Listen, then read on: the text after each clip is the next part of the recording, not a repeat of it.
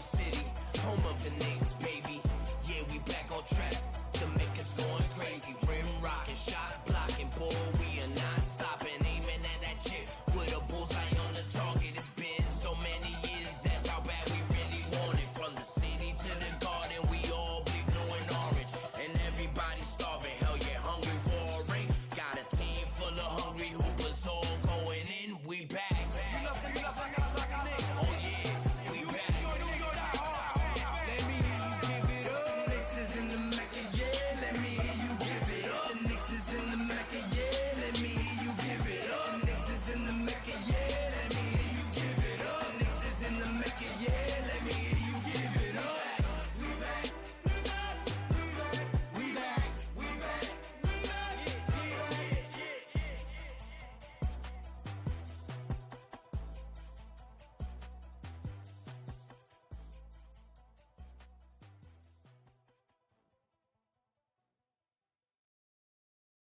New York City, New York, Knicks.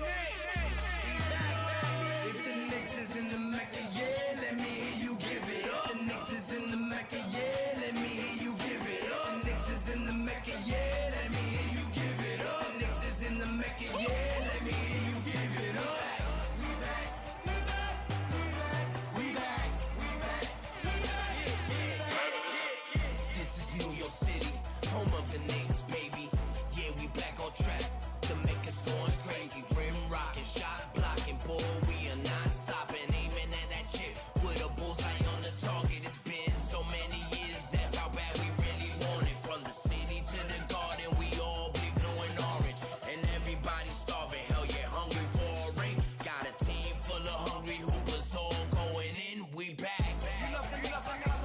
Oh yeah, we back. Let me hear you give it up. The Knicks is in the Mecca, yeah. Let me hear you give it up. The Knicks is in the Mecca, yeah. Let me hear you give it up. The Knicks is in the Mecca, yeah. Let me hear you give it up. The Knicks is in the Mecca, yeah. Let me hear you give it up. We back, we back, we back, we back, we back, we back.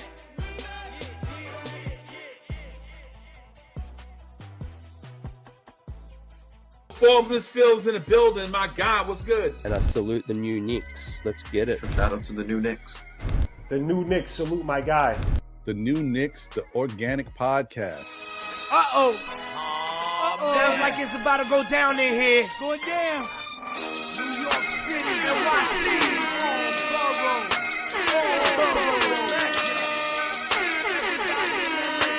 MSG stand up. Brooklyn, Staten, and the Bronx. Manhattan, Queens, what you want? We want the Knicks. We want the Knicks. We want the Knicks. We want the Knicks. Brooklyn, Staten, and the Bronx. Manhattan, Queens, what you want?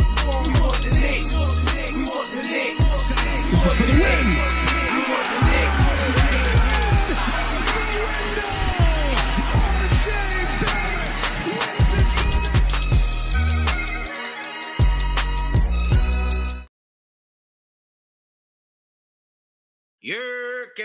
Que lo que, mi gente, we back at it again.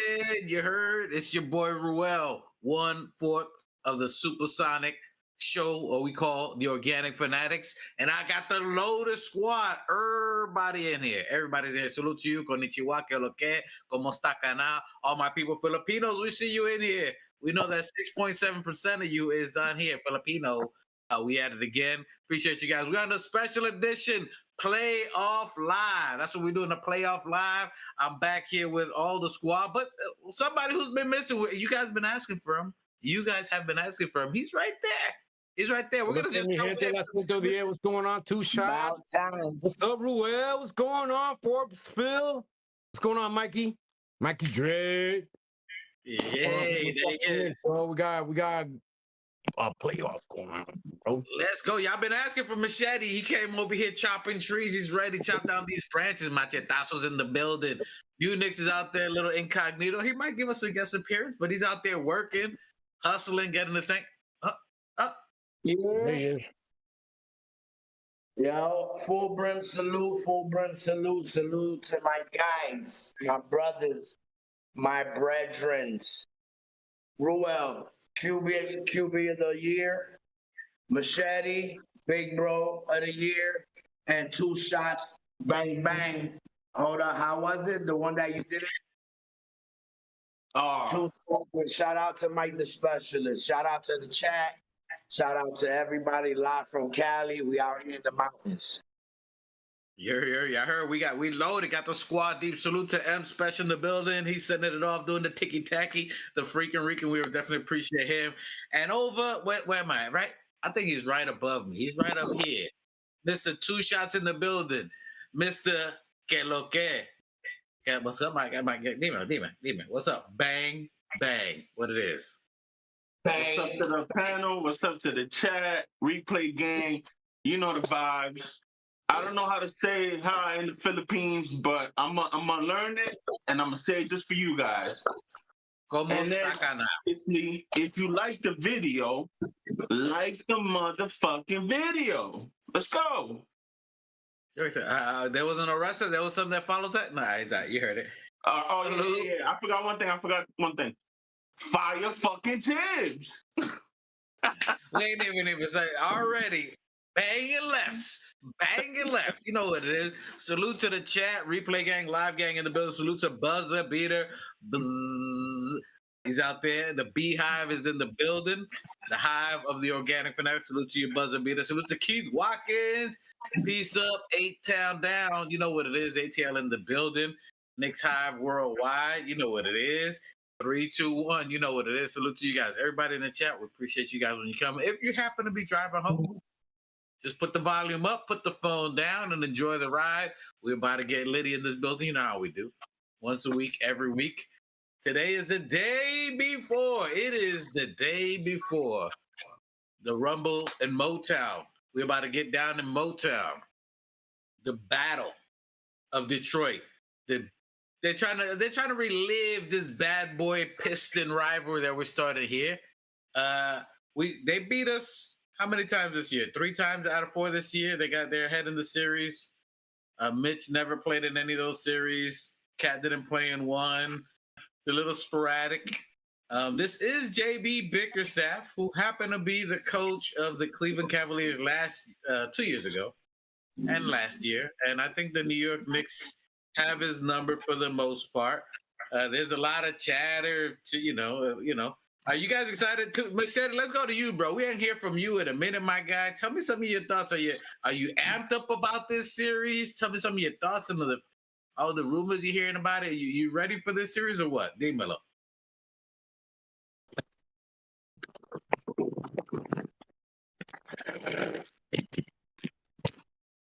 All right, thanks, Daddy. Well, he came in, grand opening, grand close, nigga. Yeah. This nigga just say, yo, I'm here, I'm out. That's it. I said my piece, I'm done. I said my intro, my job is done. That's all that was on the contract. Say my intro and I'm out. That's it. Yeah, talk to me. You ready for this playoff? You ready for it or what? You excited for it? Sorry, you talking to me? Yeah. Nah, I'm talking to Michelle. Everybody knows talking to himself. Of course we lit up and ready for this playoffs, bro. Come on, it's gonna be Detroit. It's gonna be beautiful, bro. There's gonna be a full season of Mitch Rob. Everybody come together healthy, rested for a week. It's like starting all over. You know, we got a week's practice together. Everybody healthy. Everybody's on board. I see no one in the injury report. Thank God. Thank goodness everybody's coming back healthy. A week's practice. I want no excuses. We should all be on the same fucking page. We should all be on the same page, well rested, got our reps in. These guys are saying it. They're going to friends' houses working out. They're going home and working out. You know Brunson is. Oh, I don't hear him. Do you hear him? Rested. He just came off rest, a little bit of practicing, back on rest again. So we should be excited. Very interesting. They beat us according to they beat us 3 out of 4. So the way I'm looking at it, just to give them their respect, I'm gonna give them 3 games The 3 games they beat us in the regular season, I might give them 3 games in the playoff against us, but that's it. That's where I'm 3. So going. you think they would take a 7? You think they would take a If they 7? could take us, if they could, a team that last year won 14 games, this year coming back, winning triple the numbers that they did last year, and not only that, we were expecting to sweep them this year. At least I was, and they came in, they beat us 3-4, 3 out of the 4 games that we played them. So they got our number as far as that looks like. Yeah, let me ask you a question. So they did do a podcast before the playoffs. 3 games in this playoff. I Who? don't know if you heard me. Jalen them? Yeah, they did a podcast. Does that concern you? I know you don't like them doing podcasts before. I Why don't you like that. I poking the mean, bear, we're bro? practicing, but I feel like I don't. I mean, that's just my personal opinion. You know what I mean? But I mean, I feel that they are also practicing really hard. These guys aren't slacking. I don't think they could do whatever the fuck they want. You know, it's their money. I'm not pocket watching like you know. I'm not pocket watching. It's just my opinion. I feel that they should be, you know, just saving that shit for the summertime, bro. We're off season, but it is what it is. I still feel that they're gonna be practicing hard and getting this shit together. That's all that matters. As long as you're practicing, as long as you're getting ready, preparing, you can do whatever the hell you want when you're free time. But you know, yeah, it does concern me a little bit. You know, their track record isn't that great. Every time they're doing shows, and you know, the wins. I think they probably would have had more wins if they would have done less shows. But that's just my opinion. Now they did say I was watching the roommate show. I ain't gonna lie, I did watch it. Now Jalen Brunson said he's basically 100% health wise. They said that they've been practicing, they've been watching film, and that they're almost bored. That they're antsy. Josh Hart was saying that they're antsy to play. A well rested New York Knicks team, a completely healthy New You York broke Knicks up. team. I'm breaking up. All right. So how does it's all right? I think that where you have a bad connection on there. We'll get back to Machete. So 2 shots. A healthy New York Knicks squad. Mitch is completely healthy. Jalen Brunson completely healthy. They're all well rested. The minutes police. I know you're out and about. You're patrolling. You're making sure. I'm just saying they're healthy and they're well rested. How does that first game look to you? A complete healthy Knicks. Because remind you, we haven't played Detroit with Mitch in any games this year. Cat missed one of those games, and I think Brunson missed one of them, and so did Deuce. But a healthy Knicks team. Are you concerned about Detroit? Do you think Detroit has that firepower to actually come and actually give us a series? I might shock a few of you, but I'm actually not concerned. To be honest with you, I don't want to hear about any other hoopla about the regular season. It's a brand new season. There's the playoffs. Everybody's 0-0. I'm gonna wipe the slate. I'm gonna wipe the slate clean. I'm not gonna bullshit or say anything about anybody. Everybody got an opportunity. Now, do I think we're gonna win? Absolutely. I don't know how many games, probably 5 or 6. I don't see us losing more than 2 games. I appreciate what the Pistons are trying to do with the whole, oh, it's gonna be a war and blah blah blah, and trying to get the Rileys, you know, amped up and all that. But I just don't think at the current moment, I don't think they're at our level. We have just too much firepower, and even with our shortcomings, I believe we're still gonna outshine them. And the whole thing about the whole minutes police, you could put that to bed. Like, it's the playoffs. If you got to play 48 minutes, you play 48 fucking minutes. I don't care. Hey, you heard it. Screen record this. He said 48 minutes is okay. I've been consistent. I've been consistent with my message for years now, bro. And it's always been, I just want to make sure. Taper down the minutes in the regular season because you don't want a freak accident. Taper that down, but in the playoffs, you got to do what you got to do because it's win or go home. You don't have 82 games. You just have to win 4. You get me? These are the last 16 games that we need to get the goal accomplished, and by any means necessary. You get me? I got you. All right, now Keith Watkins apparently gets you too because he said Two Shots says all that, and come Saturday he'll be screaming to fire Tibbs and punching the wall because of Bob Mikal Bridges. Listen. From here to Friday is a long time. A lot of things can happen. We're Well, talking we're about in a Friday whole now. week. We're in Friday now. You mean Saturday? Oh, I thought he meant next Friday. My bad. No, like tomorrow. Like he's saying, come game because you're like, yeah, 48 minutes is good, we're fine, and then come game time, you give like, Tibbs, fire Tibbs. I can't believe it, Mikal Bridges, we wasted pick. Listen. It's possible. Are you saying it's possible? I'm a very emotional creature. I wear my heart on my sleeves. You know what I'm saying? I can't hold back. I gotta let go. And if Tibbs is fucking up, I'm gonna let him know. If number 25, I'm gonna call him 25 because come on. because he has to earn me calling him his name again. So if number 25 wants to show the fuck up, you ain't even call his name on the jersey. You ain't even get the name on the jersey. Don't get no props. You can't. Not 25. That's who he is from now on. Nah, from now on, you need to call him 7 picks. Yo, 7 picks needs to play better. I'm gonna call him Mr. Trade your whole squad. Yo, Mr. Future Picks. Future Picks. Mr. Future Picks. There you go. Yeah, there you go. I like that. Mr. Future Picks. Yo, Future Picks needs to play better. Future Picks, I don't know about that. Fucking asshole, bro. Wow. Okay, all right. I love everybody. I may be harsh with the words, but I mean no harm. I'm a good guy, you know what I'm saying? Yeah. Yeah, when you said that you wear your heart on your sleeve, Keith Watkins says you don't say. AOP, keep talking out your pocket, bro. Keep talking out your pocket. Relax, he's our first moderator. He's got a job to do. Yeah, you're right. I take that back. You see what I'm saying? I'm emotional. We're 8 minutes in, bro. We're 8 minutes. 8 minutes in already went crazy. I'm telling you, I can't help it. He also says the last game, PJ Tucker played 30 minutes. The last game. That should let you know how serious they took that game. Tibbs wasn't going to give them any info about how we're going to attack them tomorrow.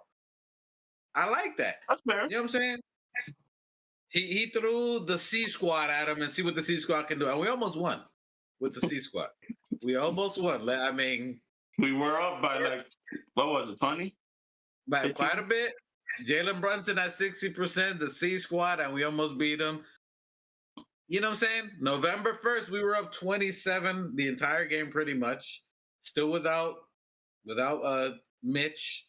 So in all honesty, a healthy Knicks team, as to what Machete was saying, a healthy, rested New York Knicks team is a dangerous team. I do believe that the Detroit Pistons are going to, pardon the expression, they're going to go balls to the wall. They're going balls. They're going all in, pause, on this first game. I think they're going to bring all the energy. They're going to bring all the intensity the first game. They're going to try to bully ball. They're going to try to impose their will, as they should. In all honesty, I don't think New York is taking them lightly. Much respect to Detroit. The fact that they, won 3 out of 4. And before those 3 wins that they had, just to let it out there, the Knicks were 15 consecutive wins against Detroit prior to those 3 wins. Just to throw it out there. 15 straight. So we give them a little bit. JB Bickerstaff bringing in the new team. They're trying to get them motivated. Young cats, your Jaden Ivey, which Jaden Ivey I think has been cleared. If I'm not mistaken, I think Jaden Ivey has been cleared. So you might get a Jaden Ivey sighting that might throw a little wrinkle into what they're doing. He's been out a couple of games. Maybe he's rusty. I would bring him off the bench if they were him. And Keith Watkins says, all love, 2 shots, all love. It's always love, all love, for sure. Hard left. Yeah, come on, Keith. You know what we do. You know what I'm saying? Our alignment's off. We always go on left. Our alignment's been off. Our alignment is off. Our tires are worn down. The left side tires are out of it, bro. They about to pop. That's all we do. Machete, if you're still there, Machete, do you think that the Pistons' impact on the first game, that they go all out, that Stewart makes a heavy impact, that Jalen Duren, do they think they have some kind of impact against Cat, or does Thibodeau bring Mitch early? How do you see that first game play out?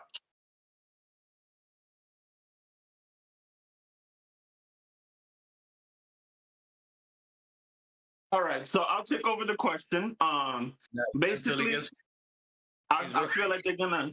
I feel like they.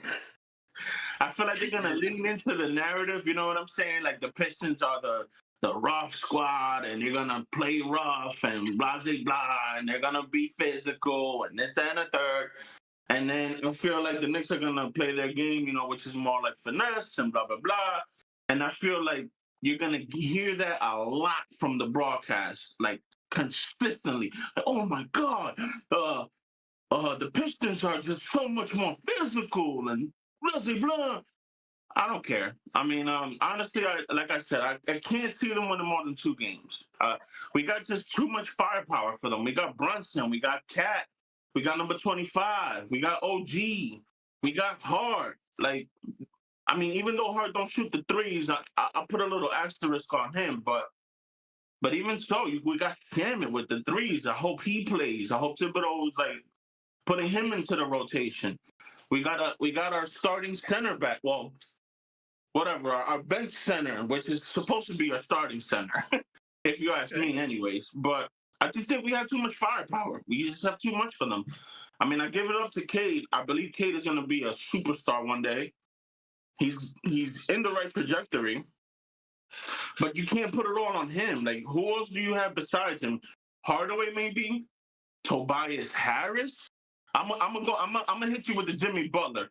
Tobias Harris over me. Come on, bro. Like they just don't have it. They just don't have it. And I think as a team they'll have spurts. I think there'll be either a game where Beasley's gonna do Beasley. Beasley's gonna hit big shots. Some Hardaway. So I got it as a gentleman's sweep. And all, if I'm gonna be honest, I think they get one. I think if they get a chance, it's gonna be the first game. It's gonna be the hardest one. Thank you, baby. Appreciate you. All right. Anyway. Oh, okay. Oh, see the family? They hold it down. So I haven't had pizza in like a month, bro. I ain't mean to show that to you, bro. I hope continue on what you're doing, bro. How we looking on that? Your plan? I actually plateaued again. I'm still down 63-7, but I plateaued. Hey, that's good. That's good. That's good. I mean, by June I wanted to be further along. You know what I'm saying? Because thank you. Yeah, so that's the funny thing you say that, because we actually got a walking pad. It arrived yesterday, and yesterday I started, taking some steps on it. So I'll get there. I'll get there. I just need a little bit of time. We believe, brother. We believe. Just like the Knickerbockers. Again, I think it's a gentleman's sweep. I think, as you were saying, the piece that we've been missing all year, I think you're going to see an impact with Mitch in this series. We're taller in that aspect. I do believe Jalen Duren's going to try to muscle himself and Stewart, and they're going to try to muddy it up, the game. But we have to stay disciplined, stay smart in the game. And then the other players. I think OG is my X factor. OG in this game, when we played him in November 1st, OG just went ham. He had about 12 points in the first quarter, just started dominating. Getting behind there, they're going to try to guard that 3-point line. And getting past that 3-point line is where we start winning. I think it's going to be hard for them to dominate us on the boards, and getting to the boards and movement. So pace is going to be the biggest key for us.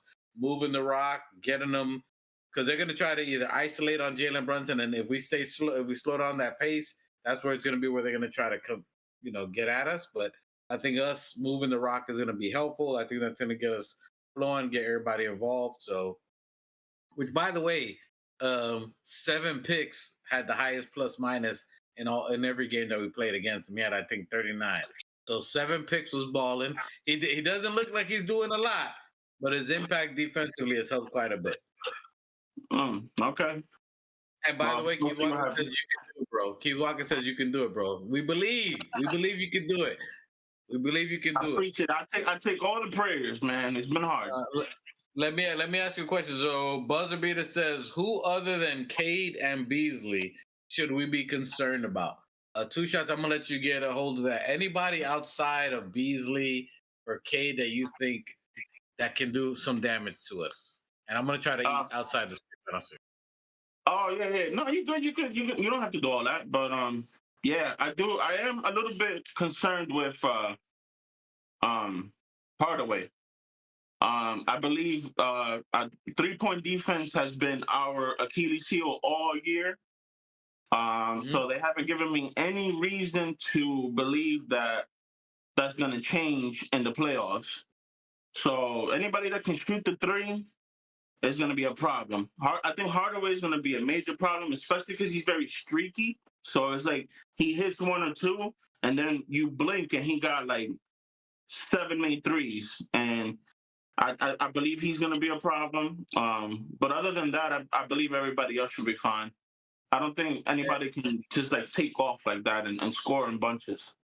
Hey, salute to Just Nicks in the building. Hey, speedy recovery to you, Just Nicks. Just Nicks he's got his ankles taped up. He's been doing treatment. He's getting ready for new Knicks. New Knicks happen to just leave. If you saw earlier, Just Nicks, salute to you, my brother.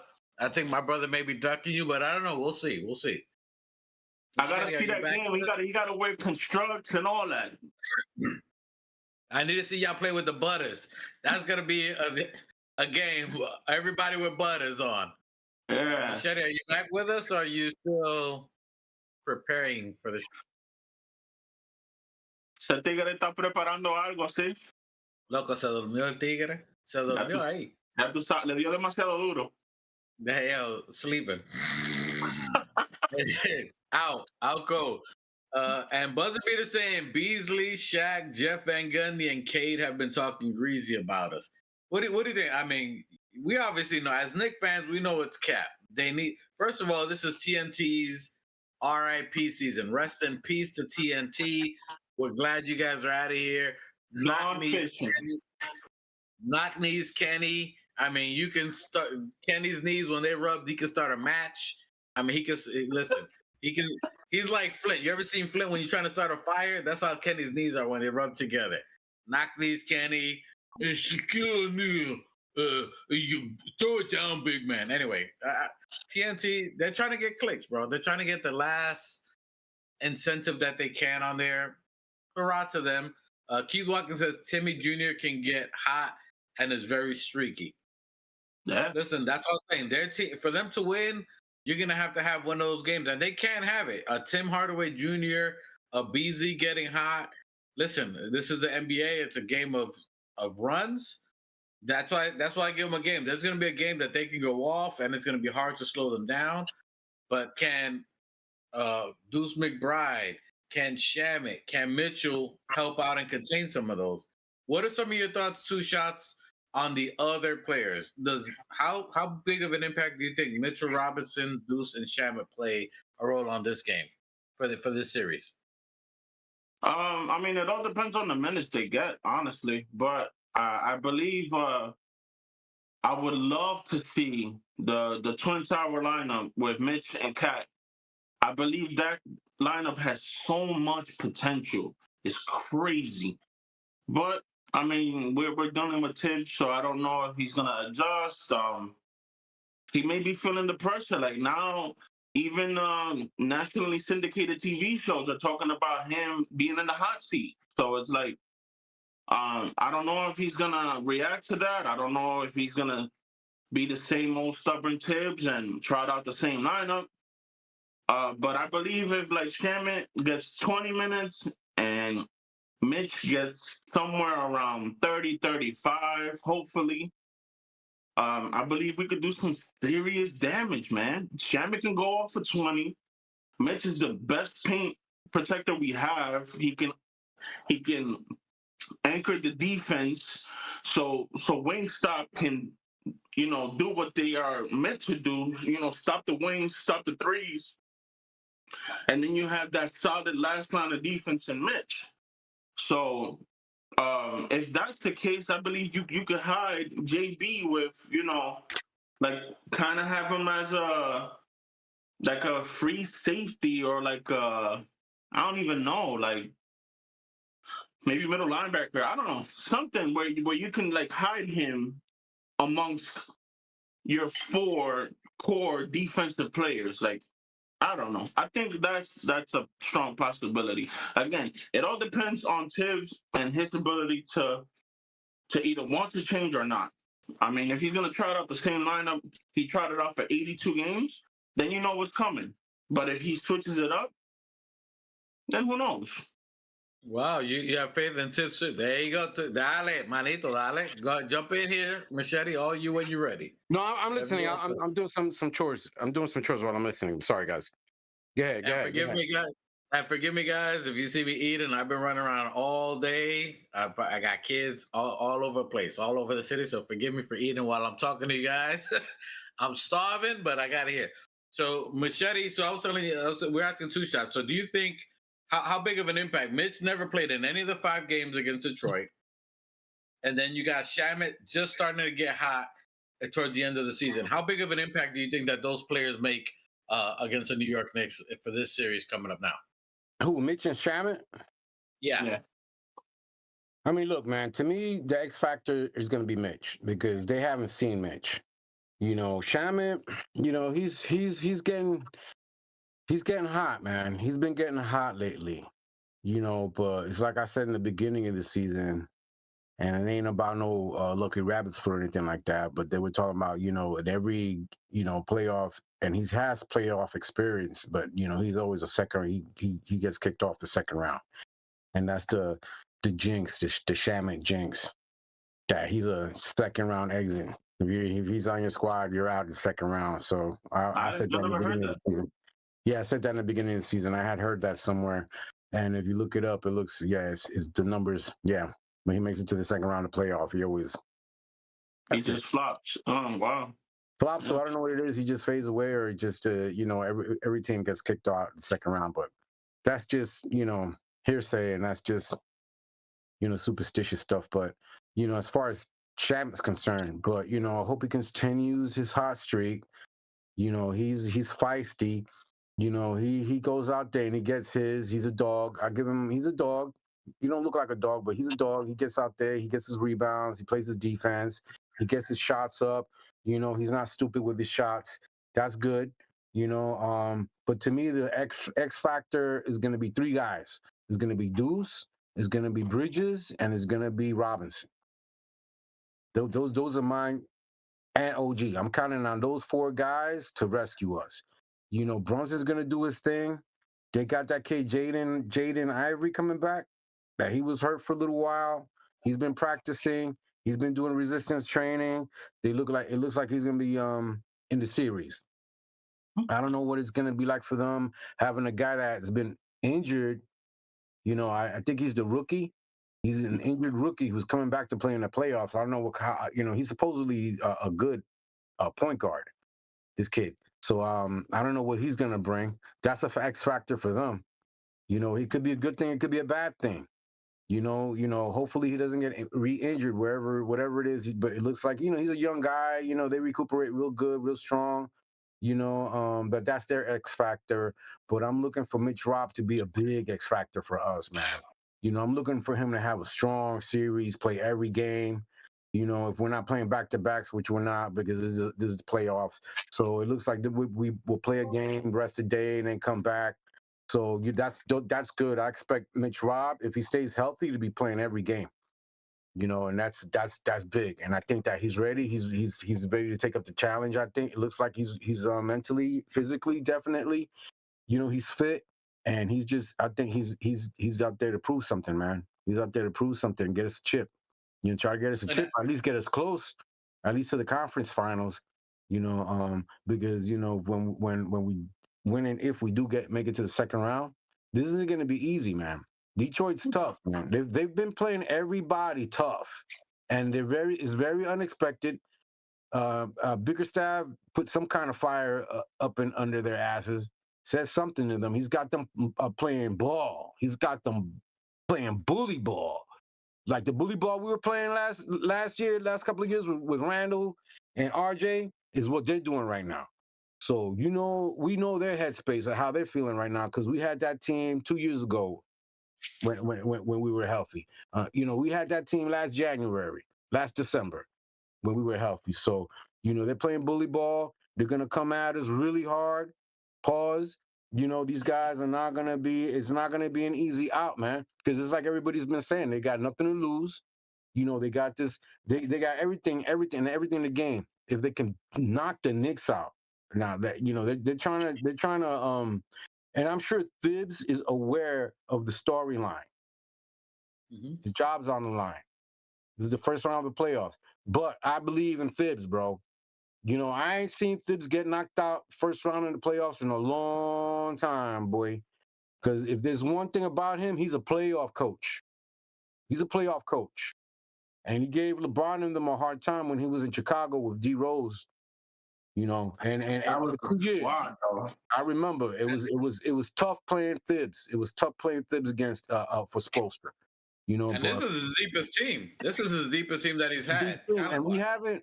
The thing is that we haven't all played together as of yet. So we're gonna see a new Knicks team, the team that we expected to see back in October, is what we're gonna see right now in the playoffs. So we see how we gel. We see how we play together. We see how they find Mitch Rob out there, so we can do some dunking on top of the blocks. I would like to see him do some layups, some dunking. Pass him the ball. Find that man. You have to find that man. Build his confidence. Let him get a few dunks in on top of everything else. Some blocks. Because we got him in there for defense, bro. And he's gonna do all he can on the defensive end. That's Thibs' guy right there. And we're gonna have a healthy Hart. We're gonna have a healthy Josh Hart. We're gonna have a healthy. Everybody's gonna come in ready to ball up, boy. So yeah, it's not. But it's still not gonna be an easy game. I'll give them, like I said, if they were able to come out of left field and beat us 3 out of 4 games in the regular season, I'm gonna give them the 3, bro. I'm gonna give them the 3. It'll go 7 games. Hope I'm wrong. Hope we knock them out. I would love to see us knock them out in 5 so that we can rest. But I think it's going to be a 5. You think it's going to be to 5? I think it's only 5 because I just don't see them. Go ahead. Go ahead. No, you don't see them. I just don't see them just winning 1 game, bro. I just don't see them as that wouldn't be the Detroit team that we've seen this year if they just come in the playoffs and win 1 game. I don't see that. 2? I see it as 1, but I don't see I see them fought games. I think this team is going to elevate us to. I think they get 1. Oh, okay. My bad. It's not like they're not going to get any. No, but listen, I'm not saying it's going to be easy because first of all, this team won 17 games last year. You got to give them props for the biggest turnaround in this year from JB Bickerstaff. So salute to that coaching organization to be able to turn around this team from the worst losing team in NBA history last year to be able to be in the playoffs the very next year is formidable. It's phenomenal for them. I'm not downplaying them in any way.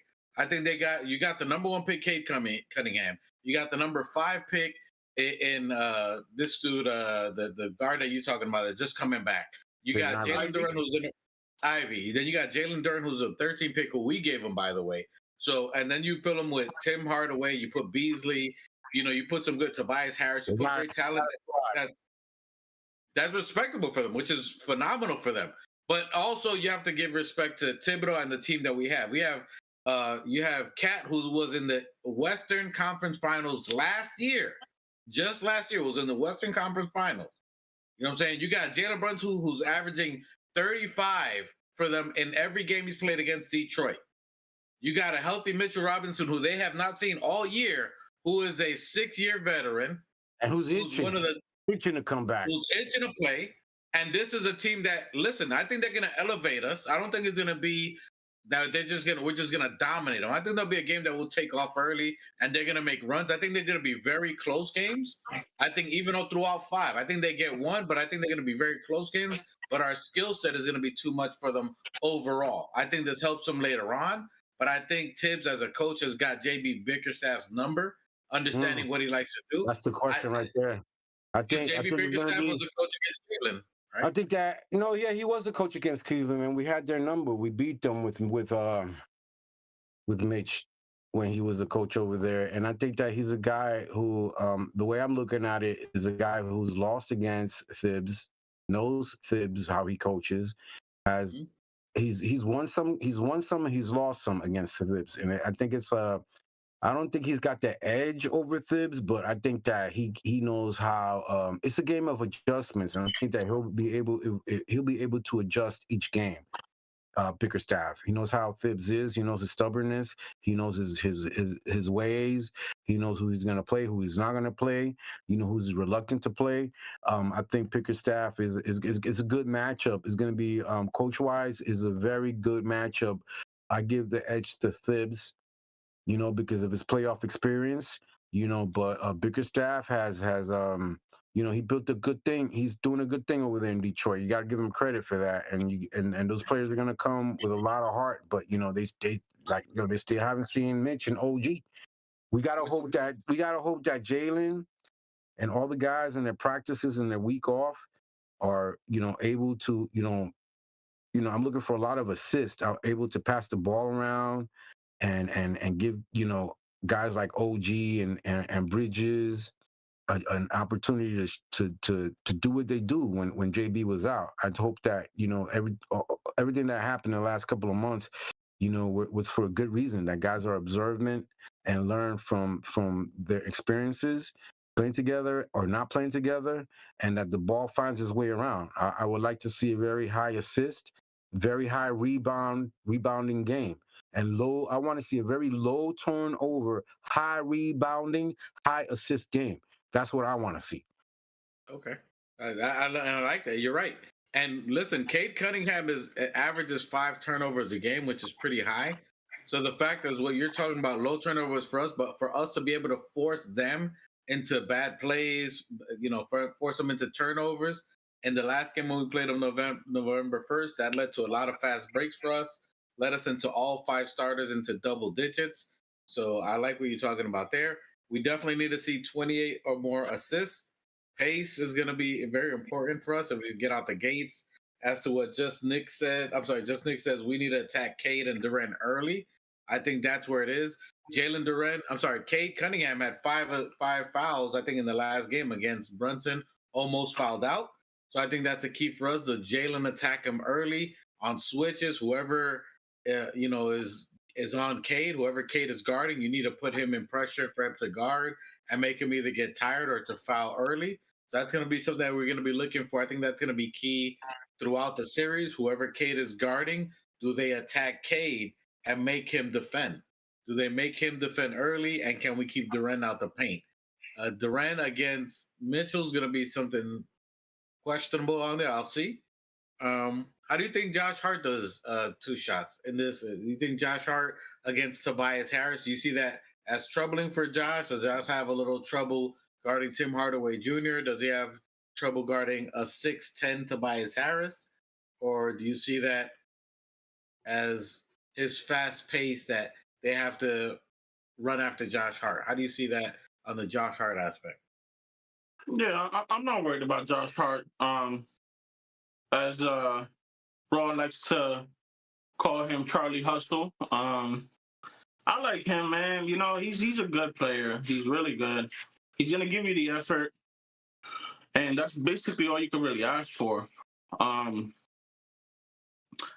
more concerned if they're gonna be able to keep up with him, because I want him to be up and down, and I think that's gonna wear them out, which in turn is gonna make them not as efficient when it comes to offense.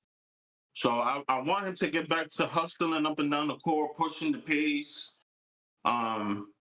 Hopefully his knee is all recovered. He got a week off. He had that problem or whatever. So apparently he just needed some rest. So hopefully this week will take care of that, and then he can get back to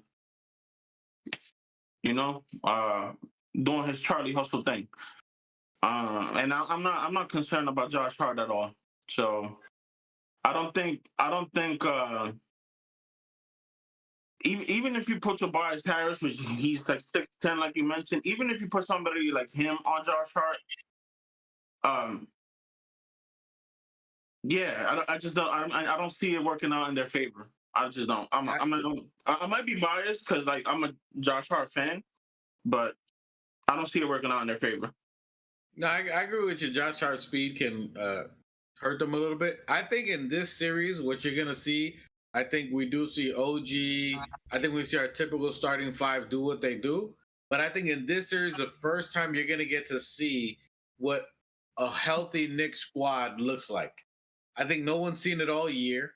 No, and I think when they come out, when you see Mitch and coming from the bench, where you see Deuce McBride, Shamit, Campaign, and maybe a pressure. I think pressure will be situational. But when you got Mitch, Shamit, and Deuce out there, and then you have maybe a Mikal Bridges, that's when Mikal Bridges is probably going to start cooking while you rest OG, while you rest a Jalen Brunson. That's where it's going to look different. That's where it's going to look exciting as a Knicks fan. You're going to see Mitch getting the rebounds. You saw the pick and roll before in the last game with Mikal Bridges and Mitchell Robinson. That looks really good. You saw them, doing pick and rolls. Deuce is already a pick and roll guy, how he did before with what's his dude? The dunking. Wow, I had a brain fart. He's now in Milwaukee. Anyway, I think Oh damn, with the fro. What was his name? Anyway, wow, I'm having a brain. What kind of a nickname? Sims, thank you. With Sims. So he's used to looking for the big man. My bad, Sims. My bad. Jericho Sims, baby. Come on. My bad. Jericho Sims. The walls come falling down in Jericho. So I think he's used to looking for the pick and roll. So I think you're going to see something exciting and something what we haven't seen before. Deuce, Shamit, and Mitchell Robinson. I think that lineup, and then with the Mikal Bridges, I think that's where you're going to see the value of Mikal. Besides in the starter minutes, when he's resting OG, when he's resting, Josh Hart, when he's resting Jalen Brunson, that you'll see Mikal with that lineup. That's where you're going to see 7 picks play really good. And I think that's where you're going to see the importance of Mitchell Robinson. And I think you'll see Shamit come into play because Beasley's going to have to guard. You can't leave Shamit. You see Shamit is a quick release. He is not shy about throwing up the shot. If you win, you could kind of see Devo there. Kinda. I told you, he's Devo light. I told you, he's not Devo to give you 35, but he gives me a hot 18, a hot 15. I'm cool with that. You gotta squint a little bit. You know what I'm saying? Yeah. Is that, yeah. I mean, I'm with that out there. I like it. I think Shamit plays a role. I think you see him get into vibes. I think he knows what Machete was talking about that second round exit. And I think he gets in the flow. But I think Mitchell Robinson plays a huge role in this game, especially for because if you're looking at the last 2 games that we played against Detroit, Jalen Duren was getting all types of rebounds. Do you think he gets that around Mitch? Not if Blockington is playing. He's just gonna gobble up all them missed shots, man. And he's such a big dude, bro. You think he's Duren is 6'8"? I think he's 6'10". I think he's 6'10". All right. Well, still, Mitch Rob is a legit 7-footer. A legit 7. So those couple inches matter. But them. That's what she said. No. Oh, my bad. Inches. My bad. Inches. First of all, inches always matter.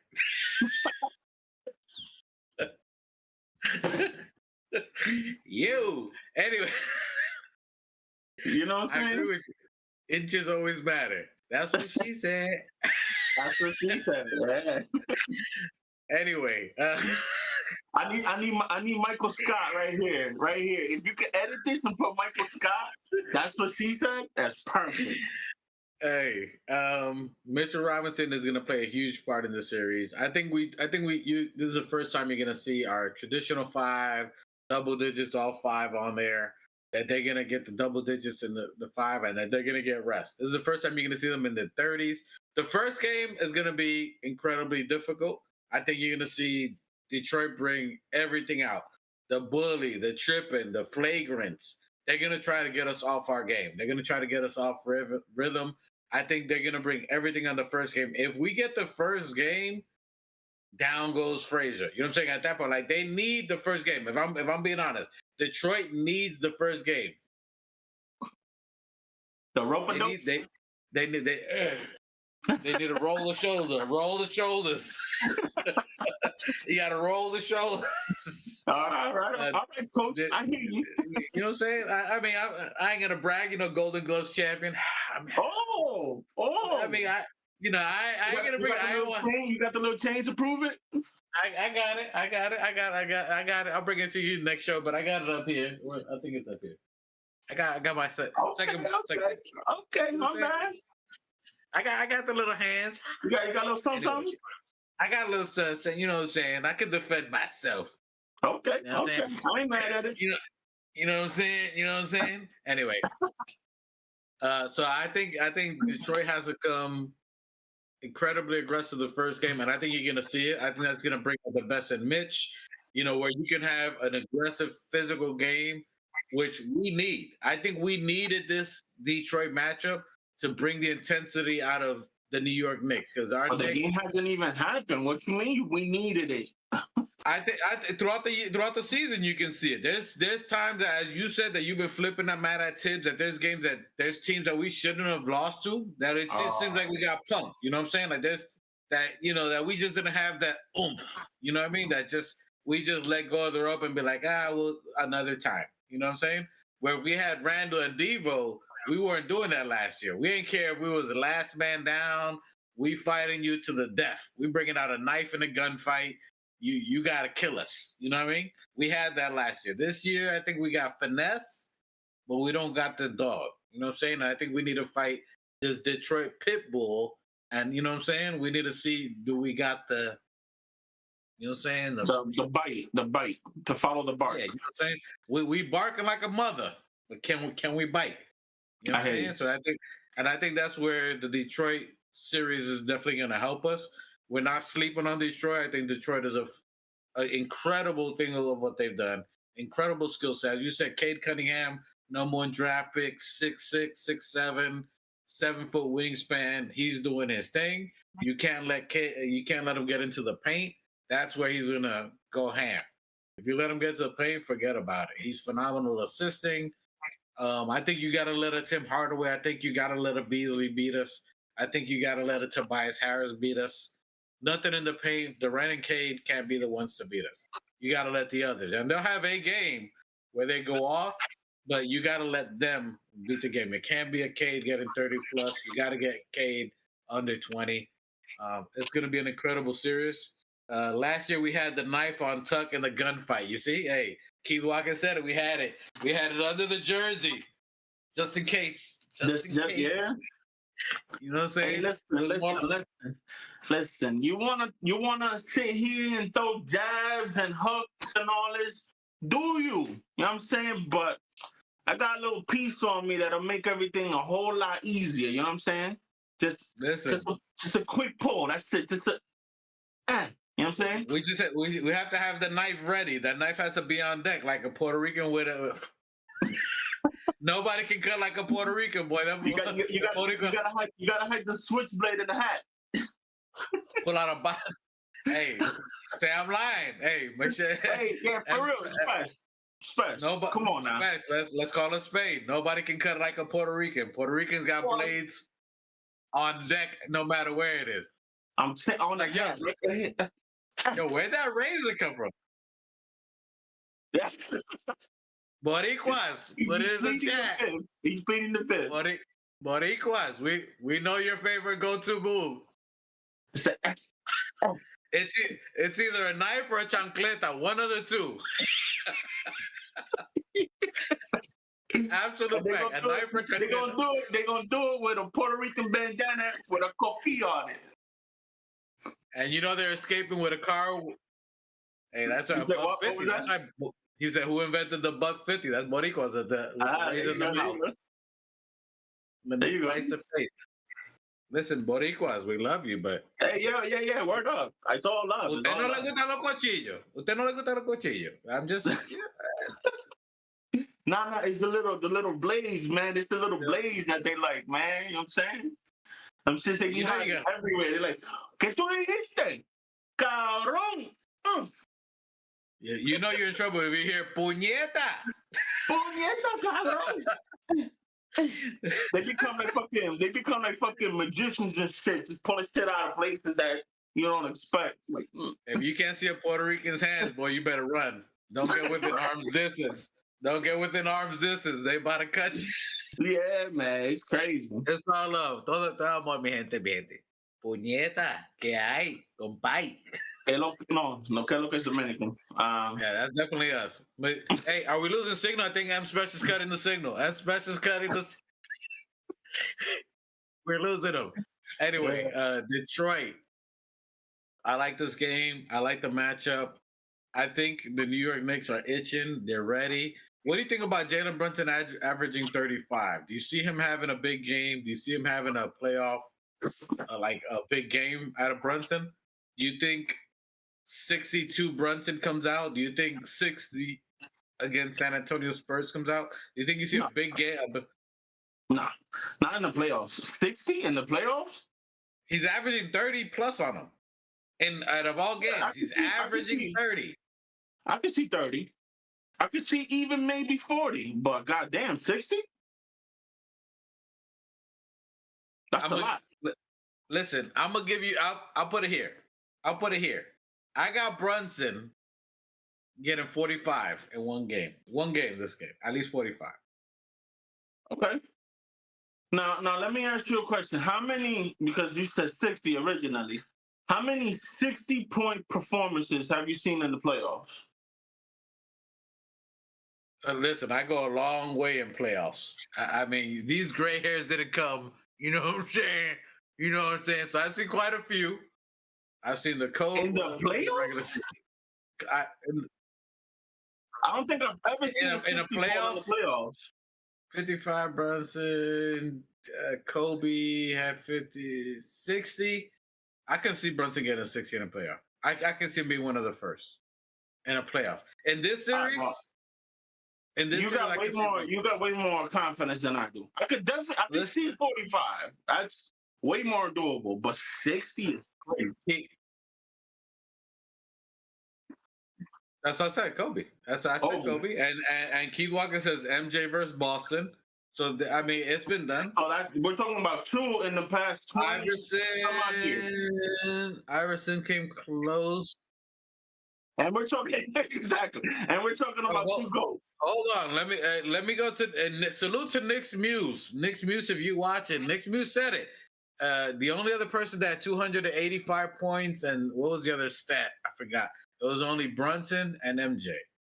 285 points in the playoffs. Probably points and assists, probably. I'm just telling you, I'm not counting Brunson out. Brunson's motivated. Brunson just hit a 65. Brunson's probably going to get first All-NBA team. This team came. He's averaging 35. I can see a game with him getting 45. And when it comes down to it, I'm agree. I can see 45. Listen, if there's a 60, it would be against a team like this. It won't be against a Boston. It won't be against a Boston. I mean, right? if you say, I'll take your word for it, but I definitely don't see 60. I can see 45, but not 60.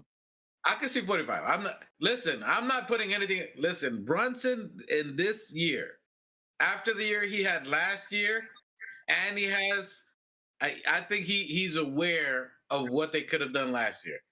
I think he's talked to his players. Brunson, I'm going to tell you right now, Brunson's going to shock people this year in the playoffs. I'm calling it out right now. Brunson is going to surprise people.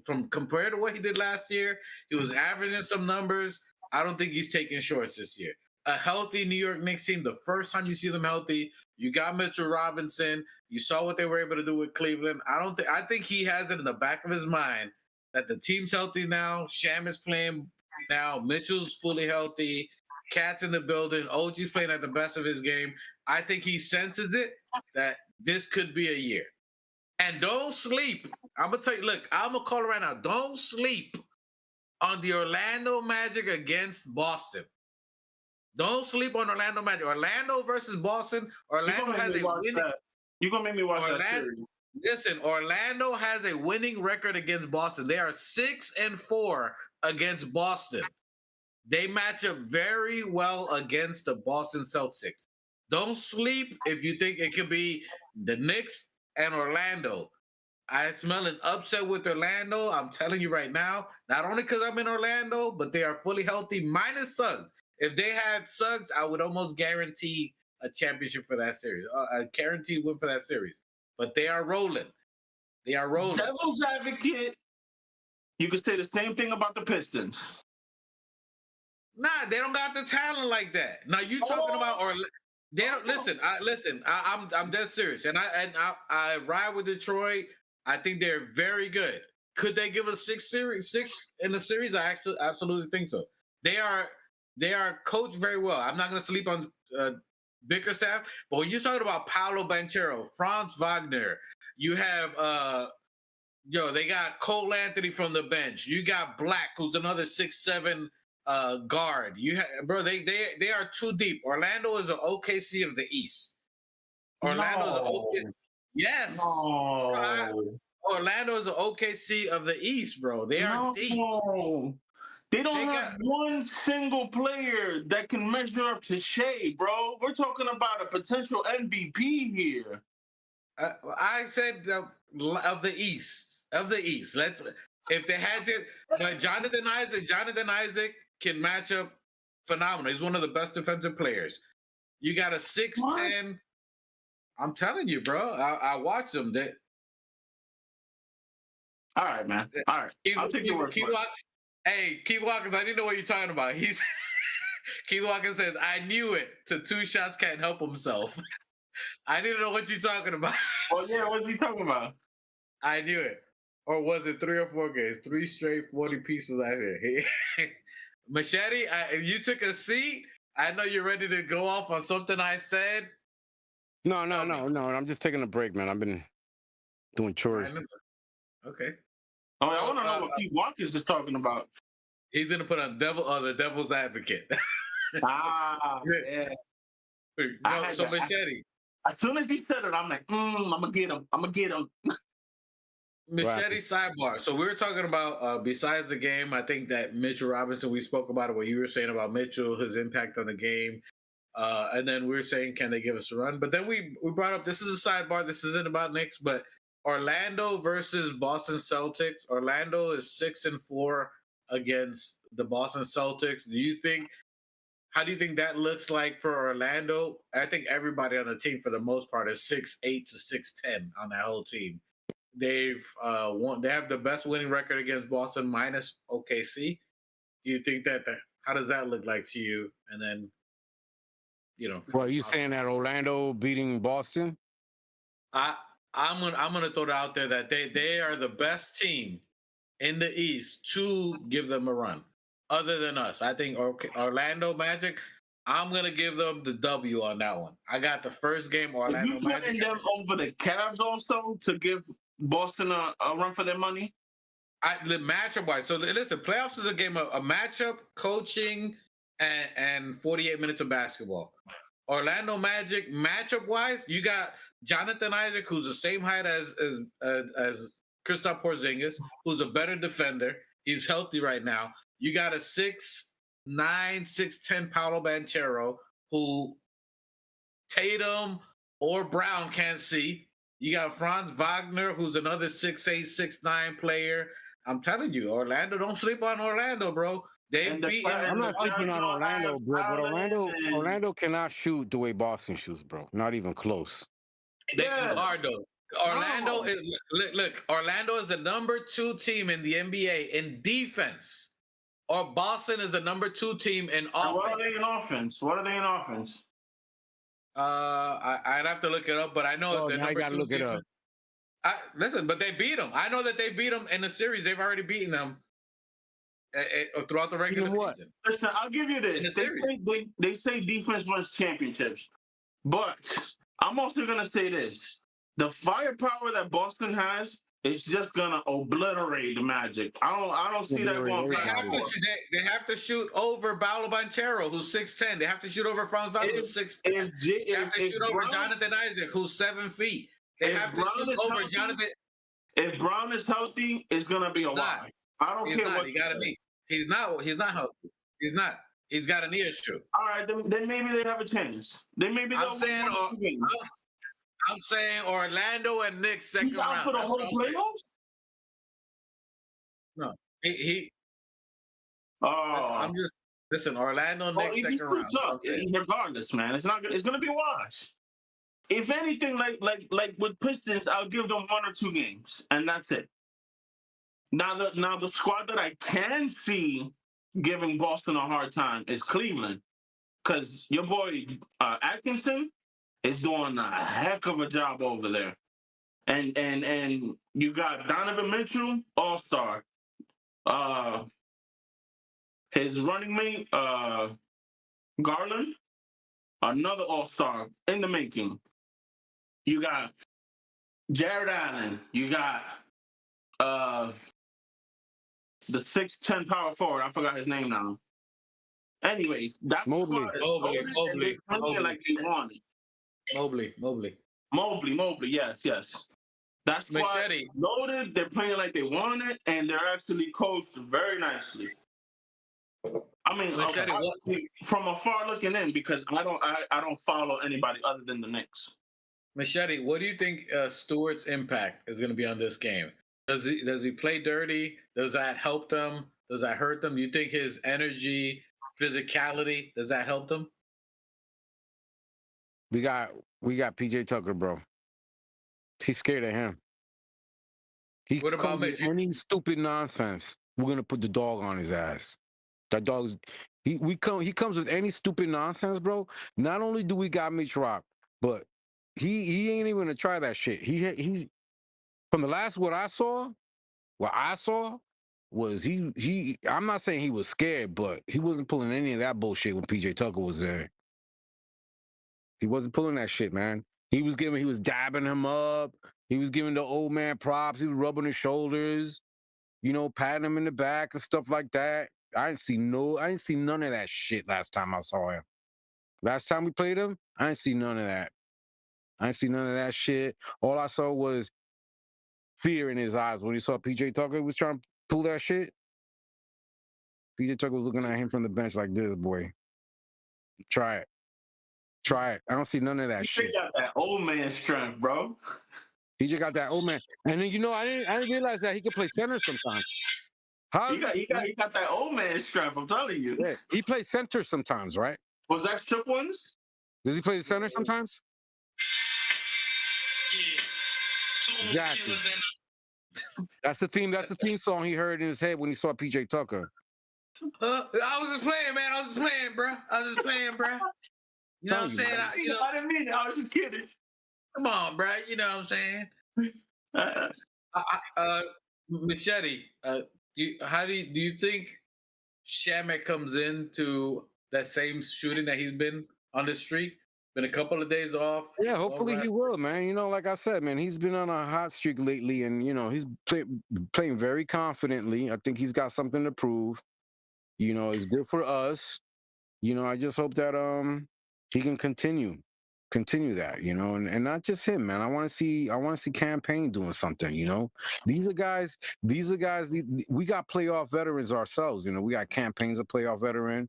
We got Bridges is a playoff veteran when he played in Phoenix. He's been there. We got Brunson. Who? We got OG Campaign and 7 picks. Michelle Bridges. 7 picks. Number 25. Okay, I got you. Him. He's a playoff. He's still a playoff guy.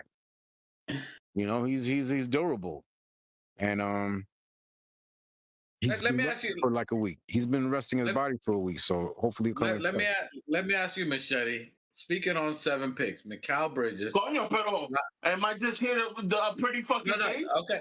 Dime, dale. Dale, lindo. Nah, fuck with you. He hasn't been here in a minute, so get it from him. But give me your feedback. If you got something on that, go. No, what was the question, Dwight?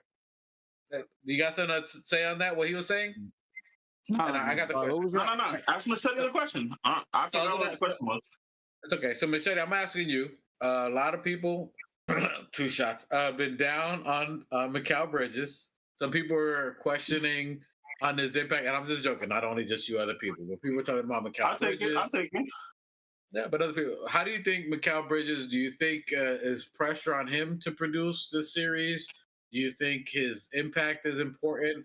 As for what you see, do you think that he needs to do something big or have a big series in order for him to validate the 7 picks, or do you think he just keeps doing what he's doing? Do you think that there's pressure on Bridges? I don't think there's a lot of pressure on him. I mean, what do you want? I mean, what do you got? What do you want the guy to do? I mean, he's played every single game. He's played every single game. He's been to every single game, bro. He's played. He's played the most minutes. He's played the most games. You know, he's gotten rest. Hopefully, he'll come in fresh, and we can see what Mikel can do. But you know, I think that he's been rested. He's going to the playoff again because he's playoff Mikel, and we'll see, man. I think he will be an impact. He has to. We need him. We need OG. We need everybody to be an impact. We need our Villanova guys. We need Josh Hart. We need Bridges. We need Jalen Brunson. We need OG. We need all our guys to be on point. We need Deuce to be on point. Everybody's got to be in sync. Everybody's got to be rested, healthy, and willing and ready to go tomorrow. What Now, time's let that me game ask. tomorrow?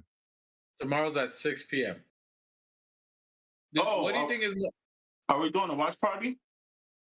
I was trying to see if y'all want to do that, but I don't know. We'll discuss that if y'all want to do a live party. If y'all down with it, I'm down with it for sure. I'm down. Machete, what do you think is more important for Bridges? His mid-range game for us or his 3-point game? His mid range, bro. That guy's a killer mid range. He's got a killer mid range. I like his mid range better than his three. He's just makes some ridiculous shots from a 3-point. But I really like his mid range game. I mean, he's top notch. He's up there. And I'm Two hoping shots that we'll have that when he gets back rested. and Rested. two shots out of 7 picks. What do you think is more important for him? His defense that you think? Do you think his mid-range game, his 3-point game, or his celebration? Bro, I rolled my eyes so hard, I feared they were gonna get stuck back there. But nah, man. I think personally, I think his 3-point game is what's most important. If he's hitting that like he normally like in years prior, then he could be an unstoppable force, man. I mean, his mid range is his mid range. It's elite. Like DeRozan? thank you. Yes. He got an elite mid range like DeRozan. So I'm just gonna put that aside. I figure he's gonna do what he's gonna do in that regard. But I need him to get back to that 40 to 45% 3-point shooter that he was. If he could do that, bro, I swear to God, I will sing his praises for years to come. Yo, And I'll call him his name again. Until then, he's number 25 or 76. This dude just said, I want him to hit 45 from the 3. I want to be the greatest NBA player. He was 45? consistently 50, 40, 90. Up until the season he went to Brooklyn. From 3-point line. You know what 45 is? That's like 40%. I said 40 to 45. Okay, that 5% is a stretch up, but But you know what I'm saying, bro. Like if he could get back to that, I'm telling you, I will sing his praises for years to come. If I could get Phoenix Mikal, forget it. It's a wrap. Now you know the Mikal we have now is better than the Phoenix Mikal, right? Oh fucking Christ! I mean, he's playing. He's getting in the paint. He's doing mid range. Phoenix Mikal is just sitting in a corner waiting for Chris Paul to throw him the ball. Okay, well then I need him to go back to that then. Just to sit in the corner, fuck the mid range. Just sit in the corner until I call your number, and you better make this shot. But you know what's gonna happen when he hits the shot, right? He's gonna look back at the bench and go like this.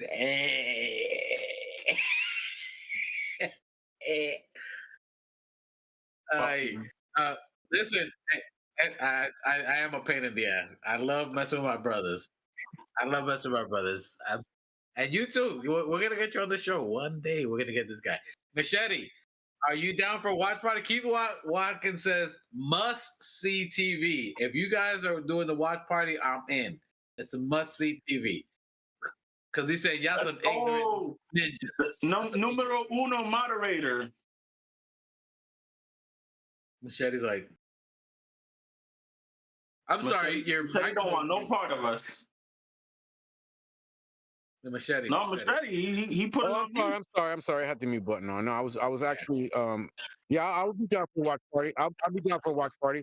I was watching. I was looking. I was on Reddit looking at this really interesting chart that Detroit on the Detroit channel. The Cade Cunningham's rise. That they have him points per game and assists per game. 2022, 2023, 2023, 2024, 24 to 25. So his points per game in 2022, 2021, 2022 season was 17.4 versus 20. I'm trying to read this chart real good. So his numbers seem to be going down. So his points per game in 2021 versus I'm sorry, this fucking chart is a little bit confusing. Let me get back to you. Okay. Are we gonna rotate the screen or what?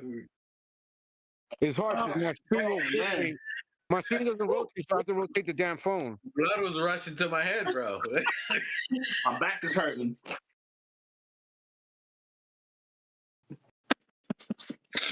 That's what we do here at the Organic Fanatics. We fuck around and find out.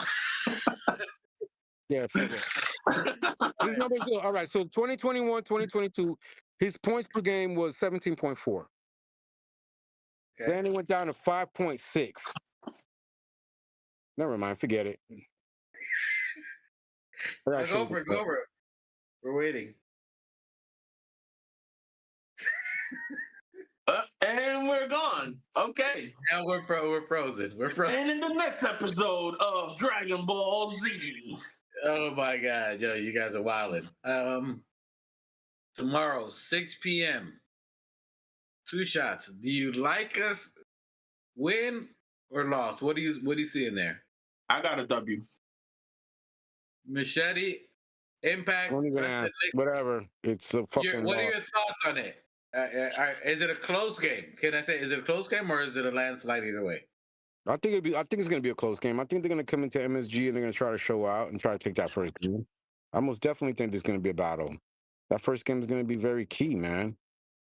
You know, I got us winning the home games and possibly losing one away game. Machete, who's your impact player tomorrow for the Knicks and then one for Detroit? OG and Cape. I'm sorry. I meant to say Jalen Brunson and Cape. Okay. You 2 shots. Who's your impact player on each team? 25 and Hardaway. Oh shit! My neck, my back. I'm not finishing the rest. So you got 7 picks winning tomorrow? You got him going off tomorrow? I don't know about going off, but I need him to play right. So you think he's a go-to guy? And then what about Detroit? No, I think he's the X factor. He's the X factor? Okay. But what is the X factor about him? Bro, I can't do this. Okay. For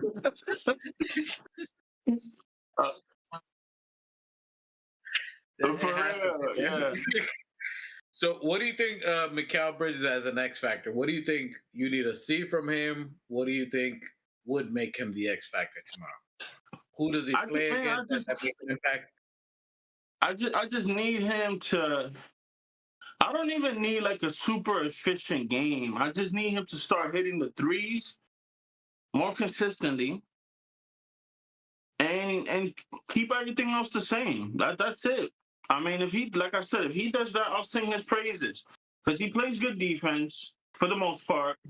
His mid-range, we've already spoke about it. It's elite. Excuse me. He's a lanky defender. You know what I mean? Like he has everything that he needs. He just needs to put it all together. And the last missing piece, the last infinity stone, is the 3-point shot. That's it. If he does that, like I said, I'll call him Bridges again. I'll celebrate with him. I'll do it all.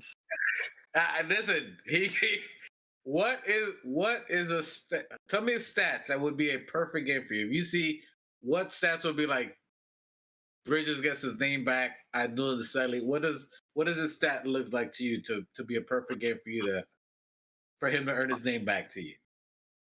I would like somewhere in the range of 18 to 25 points. I would like at least 50% from the field, minimum. And somewhere close to 40 from three. I'll settle for 37 to 40. That nigga said I want Steph Curry from the three. But the thing is, he's done it before. I'm hearing it. I'm just teasing you. I want to hear your numbers. That's fine. I'm not questioning it. I just thought it was hilarious. So 40 from the three. I've seen it. I've seen it in Phoenix. I saw glimpses of it in Brooklyn.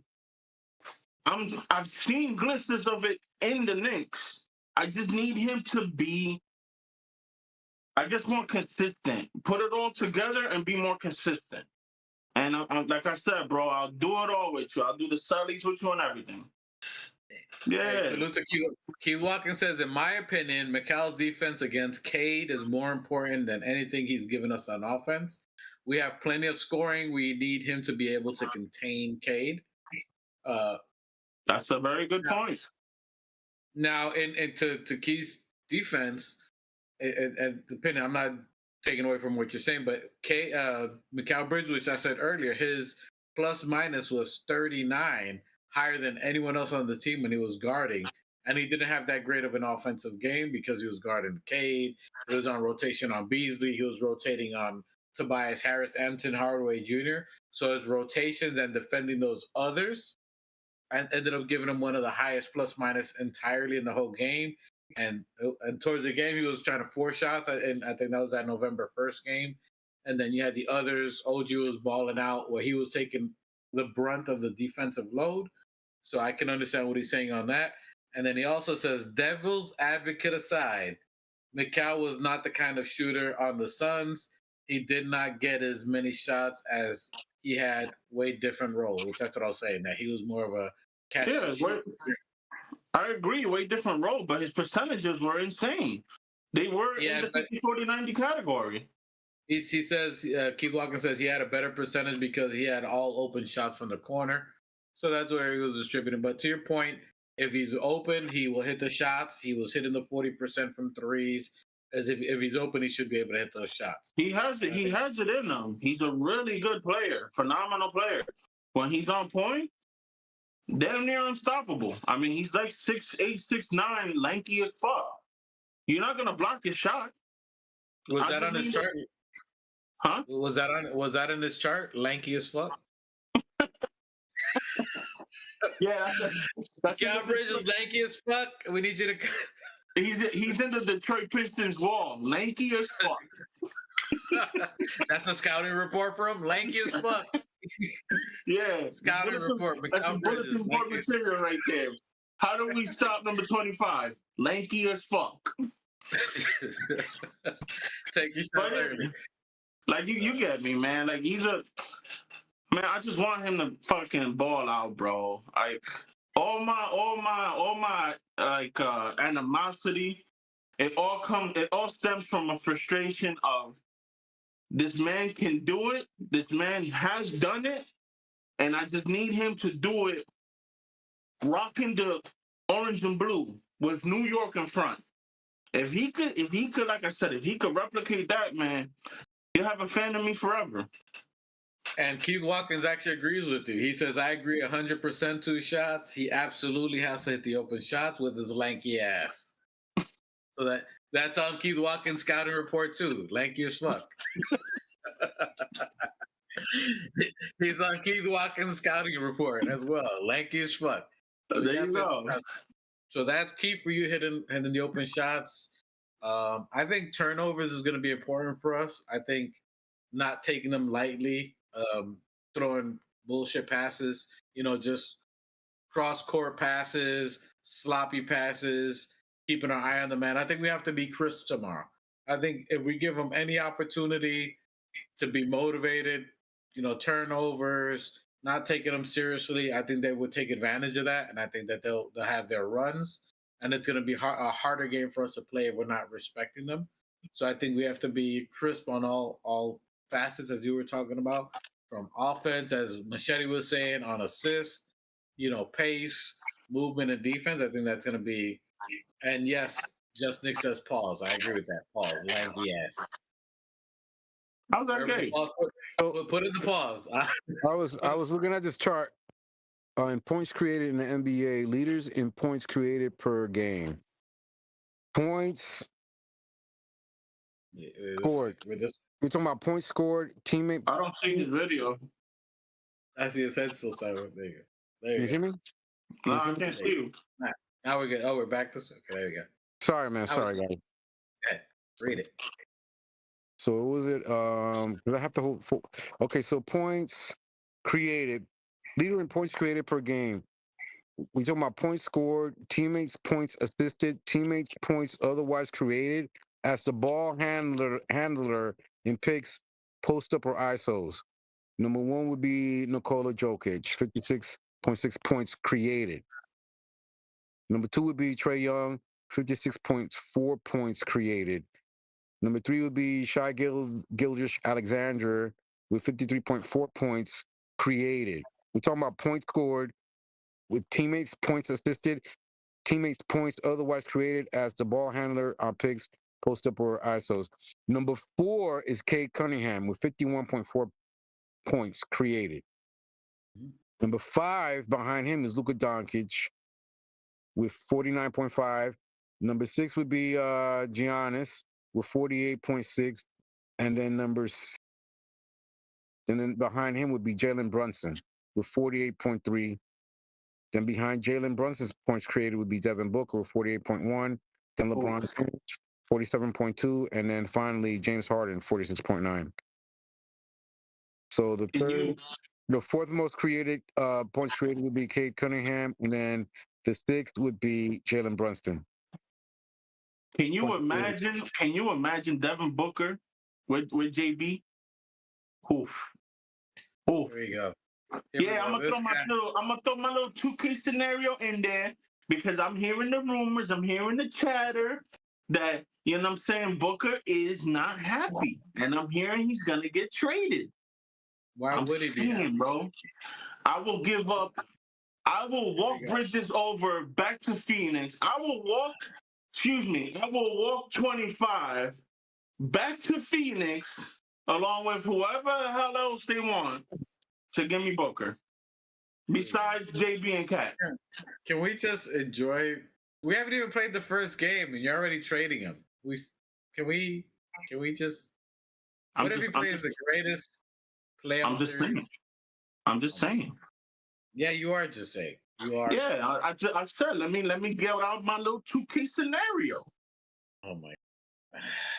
Hey, listen to what Keith Watkins is saying. Not only is he the first moderator of the Organic Fanatics, get your likes up. You know, 2 shots. Talk to him, bro. Yeah. Where we at with the subscriber count? 395. So we lost 2? No, we gained 3. Oh, we gained 3. All right, listen. All right, I'm starting to get pissed off now. You feel me? So I'm gonna go on my little rant, on my little 2 shots rant. All right. Get the motherfucking subscriber count up. You fucking hear me? Like, motherfucking share, and motherfucking subscribe. If I don't see that shit, if I don't see it going up, trending upward, I'm coming to you. You watching this, you behind the screen. I'm coming to you. And we're gonna have a little conversation. We're gonna have a little conversation You feel me? I'm getting tired of this shit. I'm tired of being in the threes. Get me to the fours. Now. I'm done. You heard what he said? You done? All right, I appreciate you. Thank you for your rant. Thank you for just letting out.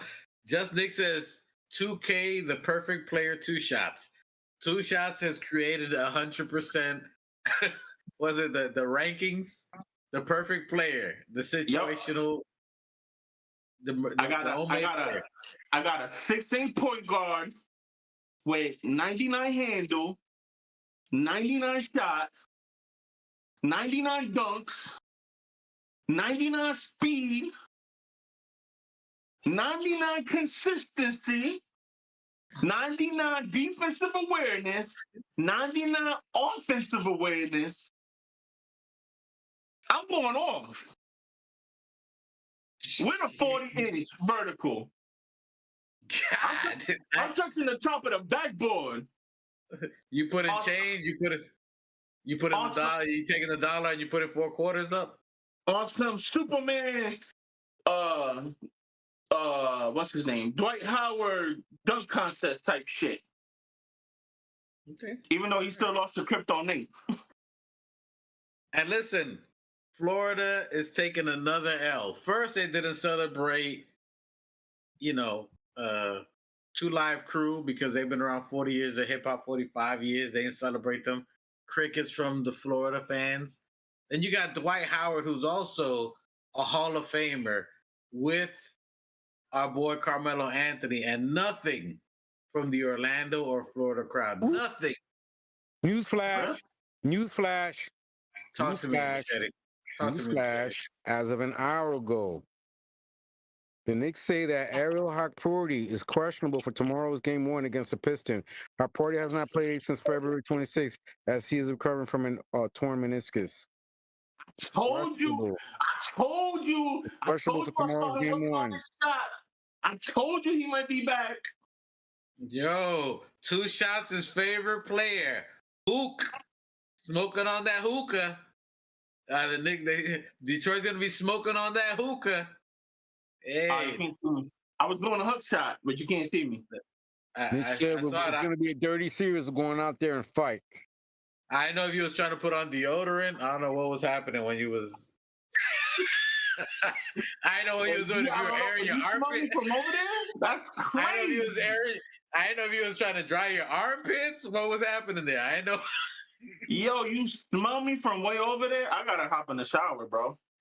Yo, I know if you was doing the dirty, bro. I know what was happening. I'm crop dusting the whole room right now. That's what you're doing? Okay, I got you. Oh shoot, where my boy Johnny Harris? Johnny Harris is he's down. He's doing bad, bro. Johnny Harris, he's doing bad. Are they in the playoffs? They're in the play-in. They play tonight, as a matter of fact. They need a win tonight. They're in the play-in. They need a win tonight to make it to the playoffs. Then you're gonna hear Johnny Harris. If they win tonight, you might hear Johnny Harris. He's in the struggle bus right now, huh? He's struggling. He has a lot of emotional damage. Hey, I might watch that game, man. He was talk about Tyler Hero, and Tyler Hero is the only person saving him. By the way, Spo must go. He's hot garbage. I can't stand Spo. Hey, how many times has the coach been traded? Can that happen? Like, can you, like, for example, say, I wanna get, say, fucking Spo, fucking, I want Spo to coach the Knicks. Can me and the Heat as an organization set up a trade? Like, you send me Spo and I'll send you pigs, or I'll send you cash, or. I think the only time it's happened was a couple of years ago, if I'm not mistaken. A couple of years ago that they included the coach.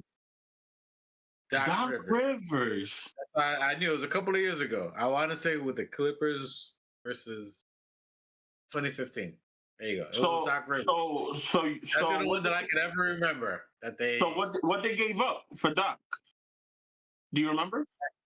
First round draft. Wow. for Coach Rivers, and we know who won that trade, first round draft pick. Because Doc Rivers is hot garbage. Hey Let man, me ask. listen. If Let you me. could Hey, finesse, if you could finesse the NBA for 20 plus years, I mean, I gotta give it to you, bro. You got my respect. let me ask you guys a question. PJ played for the Bucks and won a championship with them. Shamit, who was it? Shamit played with him as well. No, Shaman. He says Shaman's been a second round exit his whole life. No, but who? Somebody else played with him. Wasn't it Shamit played in the Bucks? No, I just said Shaman's been a second round exit his whole life. Oh, but that don't mean he didn't play with him at any place. Anyway, so we got Machete, who said we're gonna go 4-0 against Detroit. Machete, he said we're gonna sweep them. Right, Machete? Said we're gonna sweep them. Yeah. Yeah, but he's so into whatever he's doing that he don't care. Machete is all in Reddit. He's trying to get the inside scoop like Amar Rashad. No, I'm reading how Avery Johnson doesn't think that we're gonna make it to the playoff Eastern Conference Finals because of Cats and Jalen Brunson's defense. He's not wrong. That's been a major scuttlebutt in the media world also. Hey, Keith, I need you to check that on there. Keith Watkins says, wasn't Shamit on the Suns team that went to the finals? I don't know. He was the one that said he's been a second round exit his whole life. I don't know. Salute to We're gonna go Humberto back to de what? la Hoz. The Knicks are winning the coming championship now? this year respectfully. I like that, Humberto. Humberto, I like the way you're thinking, sir. Humberto, I like where your vibes is at, sir. I like it. I think Orlando gets the upset against Boston. I think we play Orlando after Detroit, and something like that happens. I like the upset on Orlando. I like us against Detroit. I think Shamit has a big series. I think Mitchell Robinson has a big series. And I'm looking and I'm liking the first game we got at Madison Square Garden. I think our fans play a role in the game one. I think the Knicks are well rested. It's hard to count out a well rested Knicks team. Anytime we've had at least 2 days rest, we've been something terrible to deal with in that. So I like a well rested New York Knickerbocker team, 100%. Jalen Brunson, you can't count that out.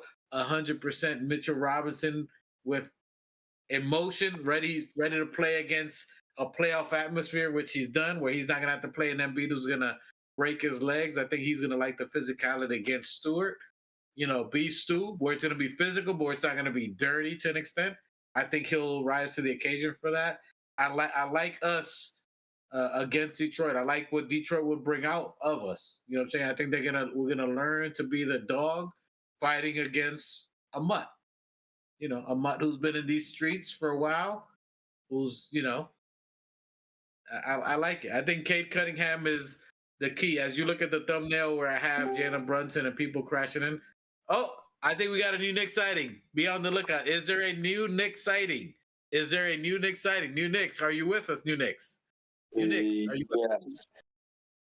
New Knicks. Okay, we got you back. New Knicks is in the building. New Knicks. Your thoughts tomorrow. A healthy, well-rested New York Knickerbocker team with 5 days rest. A healthy Mitchell Robinson. Does Jalen Brunson get north of 45? Give me all that feedback, sir. What you got? Well, since the playoffs are here, I would like my fellow TOF family to grab their helmets because it's definitely crash out season.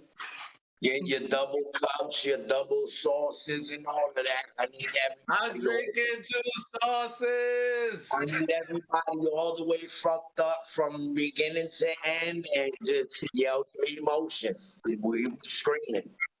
Yeah, we definitely taking it. I see. I hear that it might go to Game 7. I don't think so. I got the Knicks in 5. There's a lot of people that already got their Boston Knicks tickets purchased for round 2. we not that ready. I mean, we not that worried about Detroit. It's not old school Detroit.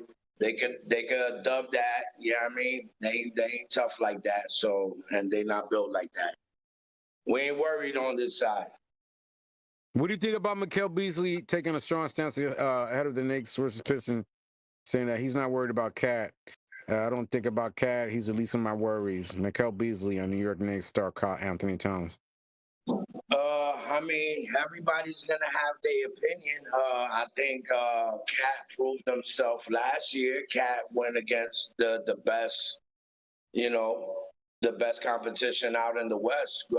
He was in the West 90% of his career. You know, not saying that the East is a cakewalk. Yeah, I mean, but when it comes to centers and things of that nature, the West, it's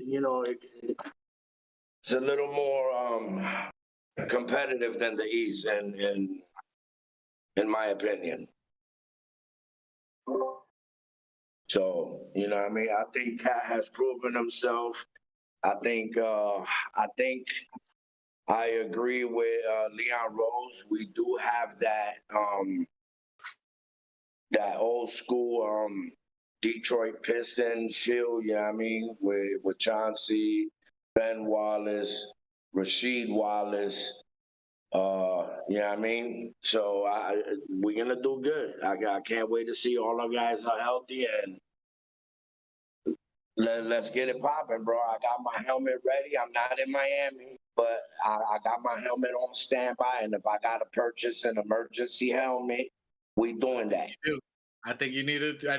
Humberto de la Hoz. Salute. He said the Knicks are winning the championship this year, as he said before. Right. He says Champagne were the backup court, and he says yes, Shamit was in the Suns' Western Conference Finals with Bridges. So second round exit. I think we're gonna have to kill that noise because he was in the finals with the Suns. The backcourt was named Champagne, which we have Champagne correct. And then we got Halal, aka Sheik Knicks. Sheik Knicks is in the building. Halal Knicks. we got him in the building. Habibi Knicks. Habibi Knicks. Habibi Knicks. Hey, welcome to the bodega. Bodega Knicks. The bodega Knicks is in the building. I'm gonna need that chopped cheese. They need that chopped cheese, sir. Y'all got jokes. He got the braids today. Yeah, I'm in work mode. So we got Corona Knicks. Corona Queens Knicks is in the building. He got the cornrows. Got the cornrows. Corona Queens in the building. New Knicks. Who do you have as a next factor tomorrow? Is a healthy Mitch? Does that mean something to the New York Knicks? Since Detroit hasn't played Mitch all year, does Mitchell Robinson matter as far as impact on this series? I think Mitch was humble in his press conference run, you know, and I do agree with him. It could go either way, where either it could be a surprise because they haven't seen him play all year, or you know. But I'm always looking at the cup, you know, in a positive manner. So I think he's gonna be a shocker to everybody. I think he got something to prove. He's hearing all the rumors of him being traded and all that extra shit. So I think he's coming with a chip on the shoulder the same way everybody else should. You know what I mean? Shamit, I think Shamit's going to be a surprise to everybody. I think Deuce got something to prove. You know, this is elevation time. So it's time to elevate, go big or go home. That's what it is. We going big or we going home. Shutting shit down. I want a blowout pause. Like mudding niggas. Yeah, I need 35, 50 points in the first quarter. All of that. I need Brunson with 16 assists the first 6 minutes. All of it. Diablo. 60. I like it. If you guys don't know, the Exaggerator is his nickname. 16 assists. I ain't mad at that though. Knicks averaging 30. I need hard grabbing at least 38 boards. Yeah, I mean, Be like, I need this. I need everybody to put it all on the table. Is go home. Bridges, he need to light it up with 68 points. OG, I need OG locking 3 players down at the same time. Like I need KD, all everything, everywhere. Octopus status. Yo, New Knicks. Does Detroit, is it a must win for Detroit tomorrow? Detroit could must whatever they want to, but they better put their deodorant on because, boy, it's going to be musty, all right. Is it a must win for them? Like, if they don't win tomorrow, do you think that we have the upper hand on mentally against Detroit if they don't win tomorrow? They could win 2 here. Doubt it, but that I don't think they get more than 2. It's shutdown time, and I think the guys are gonna prove that.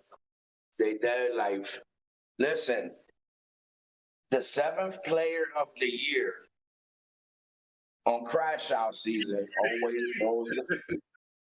always goes out to the fans. When you step into MSG, wherever the fuck we go, like all our fans are ready to crash out. We everywhere. So We the 6th borough. make it. Telling you, MSG is gonna be living.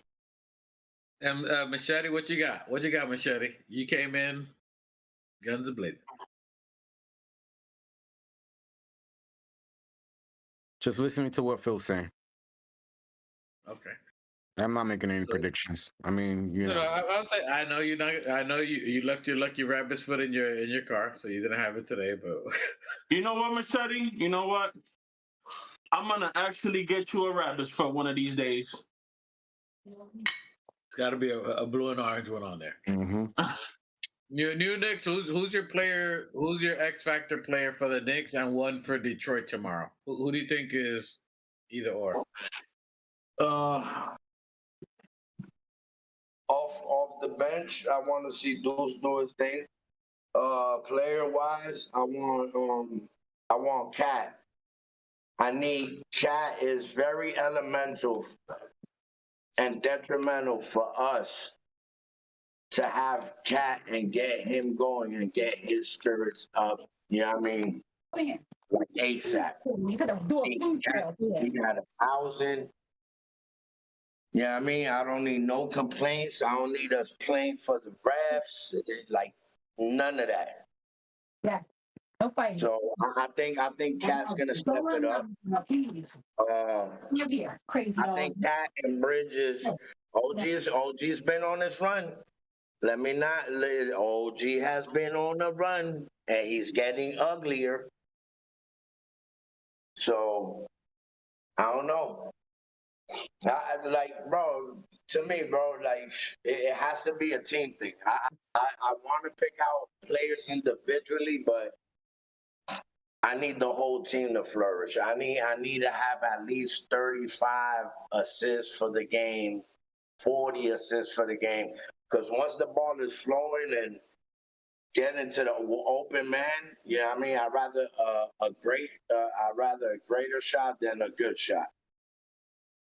Hey, Keith Watkins, if you didn't know, my brother did go to the library. He did get Clyde's new book because Keith Watkins is saying elemental, detrimental, Nixon 5.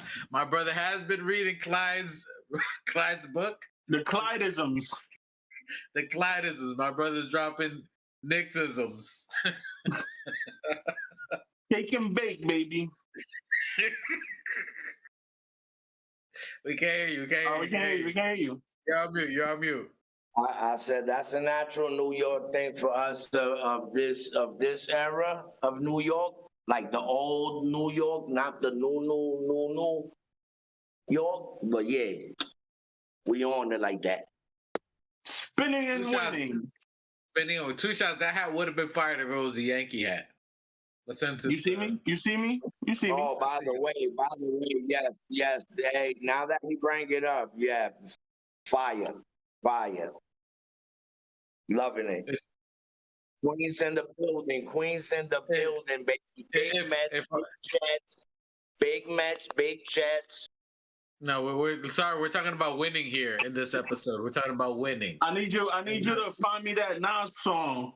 Queens in the house. No, Queens in the house. no. Queens is not in the house, and Queens is not a, Yeah, he said that down real quick. No. absolutely.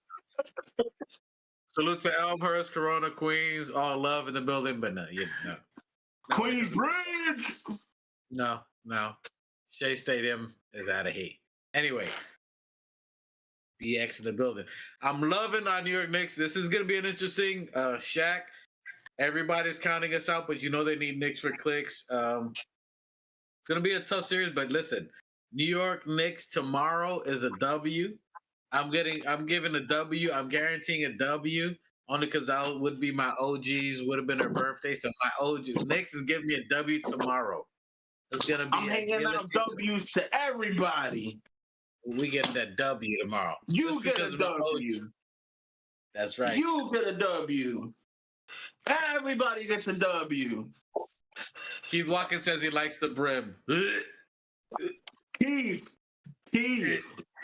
That's why you my guy, bro. That's why you my guy. That's why I wanted you as the very first moderator of the. And just for shits and giggles, we're gonna have Mike Breen, Doris Burke, and Richard Jefferson, and Lisa Salters as the assigned. We're fucked. We got Richard Jefferson.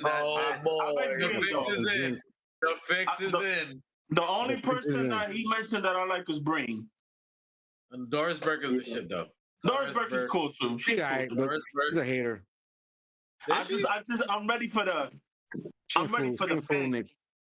And Mikhail is Mike Breen. And number 25 shoots the three. Bang! That shit is classic. They're gonna be on Knicks Pistons game 1 on Saturday. Well, you know they got Breen in the building because you know you're gonna hear bang. You hear that double bang, the double shots, the 2 shots. That's rare, bro. That's rare. Breen and Doris Burke at the same time with Richard. Listen, I'm liking a W tomorrow for the Knicks. I'm super excited. I don't think we dropped the ball. We gotta just come with that energy and ready to roll. Healthy New York Knicks, healthy Mitch. I'm excited about that. I'm ready to roll. And then we got the game on Monday. So we're gonna talk Sunday about tomorrow's game. See who was right, who was wrong. Which I think we're all pretty much right here. We all know who that's gonna be. Me. Humberto de la Hosta You done said like 2 things the whole show. Oh. What happened? What do you gotta say, Chic? I said you've been in and out the whole show. And you only said like 2 things. But he working though. But he working. I give him props because he working. Show them carpets, nigga. Show them carpets. Even when I'm wrong, I'm right. You heard? So I'm okay. I hear you. Listen, OG's gonna be the X Factor tomorrow. OG's gonna be the first quarter dude taking off. I got Cat in the second, and I got Brunson for 38 points tomorrow. I got Brunson with 38. First game. Yo, y'all be wilding with it, bro. 38 the first game. You heard it. Look, 38. Mark it down. My guy wants 38 points from number 25. Tomorrow has to be from Jalen. Listen, tomorrow is the Saving Private Ryan moment.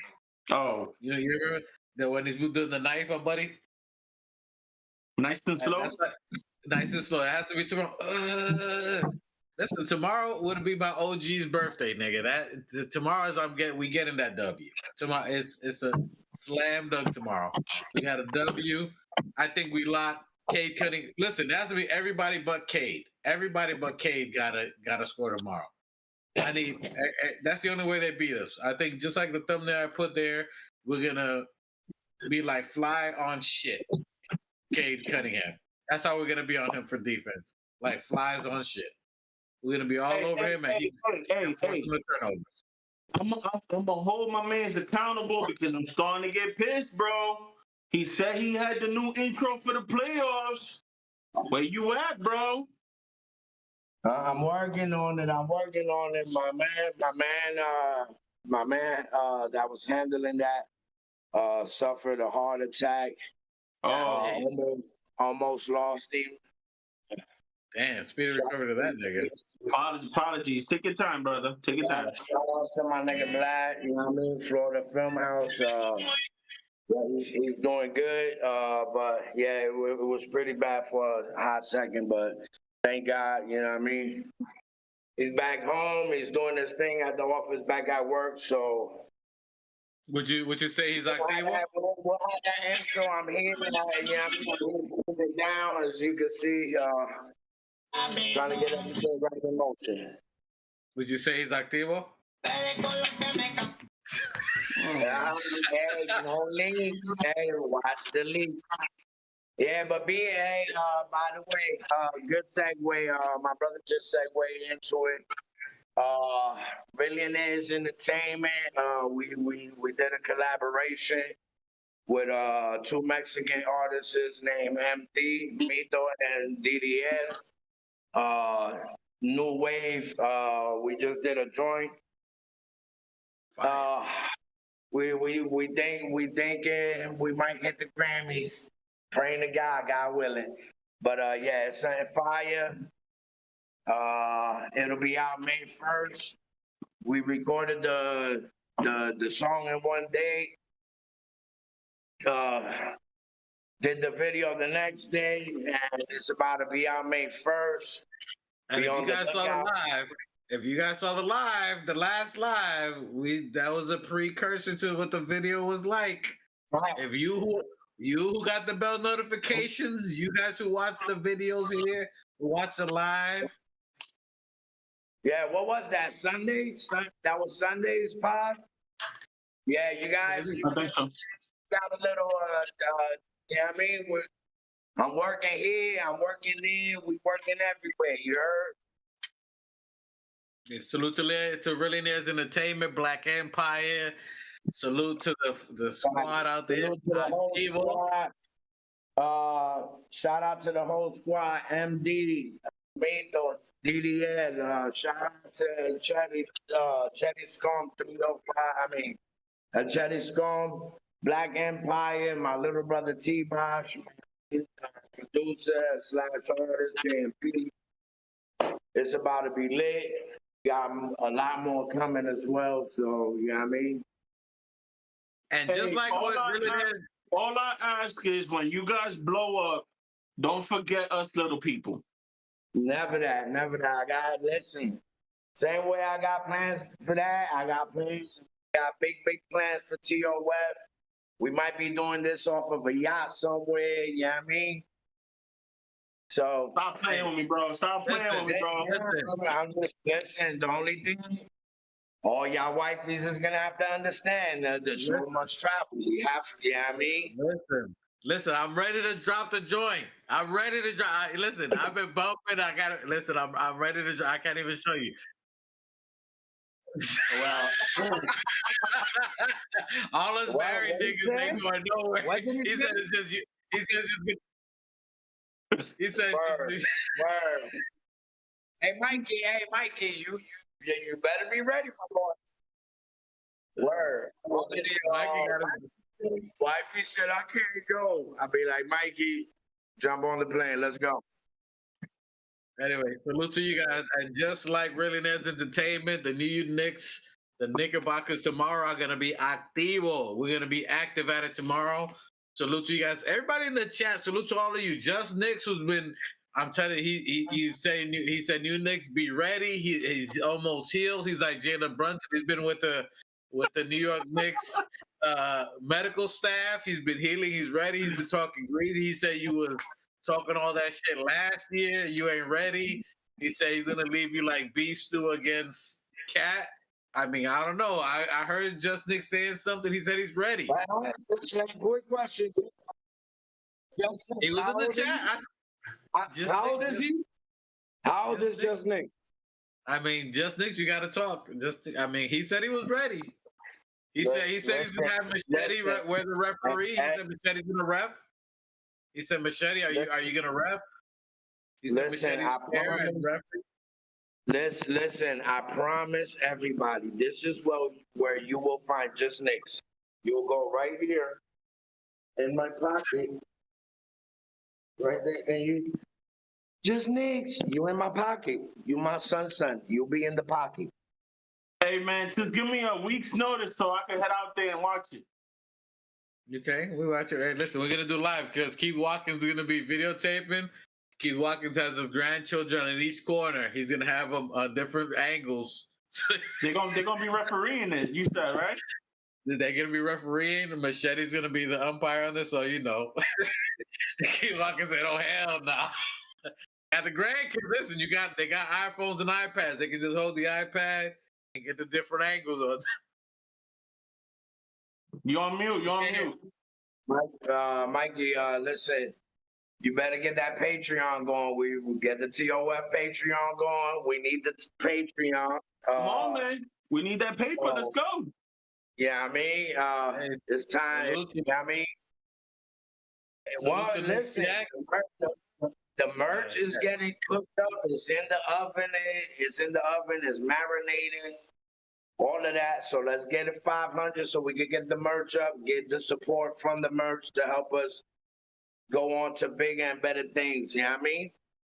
Salute to Knicks Yak in the building. He says, salute. I agree with Keith. We win most games by double-digit average. I'm not far from that. Machete is not gonna go near. He's confident, but he's not gonna jump overboard. 2 shots is definitely gonna jump overboard. Yeah, I think he's stuck. 2 shots. Yeah. I'm jumping and I'm taking everybody with me. Let's go. Listen, and if you're on the edge of what you should jump or not, 2 shots, what are you gonna do to anybody on the edge? 2 shots is gonna push you off that. That's right. Machete is neither high nor low. Machete's not either high nor low, but he's like right here with the Knicks, right? You feel like here, but you're like right here. You don't want to give too much, right? You like I just want to enjoy the playoffs, man. I just want to see a good series. You know, I want to see both sides, you know, be competitive and just get out this series. And I want to see my Knicks get out this series. I would like to see them get out in 5 games, but it's not going to be. I mean, it's just not. I'm not living in a world of a fantasy, bro. You know, I'm going to give Detroit at least minimum 3 games. I don't think they beat us, but I think they. I mean, come on, dude. You got. I mean, they beat us 3 out of 4 fucking games in the regular season. A team that a year ago won 14 games. I need you to rattle off the reasons. Go ahead, Rob. Go ahead. I mean, that's why I'm not like, you know, we're gonna sweep them or anything like that. It's just my opinion, man. I mean, I think it's gonna be a tough out for both teams, and we gotta come and show and prove because we're expected to beat the fucking Boston Celtics, bro. But can we make it to the Boston Celtics? Because we're playing a team that won 14 games a year and a half ago, that beat us 3 out of 4 games in the regular season. What does that say? Mike, quick question for you. You shook? I'm not shook, man. I'm being realistic. I'm not shook. I'm being realistic. You talking about we're gonna fucking win 38? Well, come on, man. You're over there talking nonsense, bro. Yeah. I'm gonna talk my shit. Yeah, you gonna take that? You gonna take that?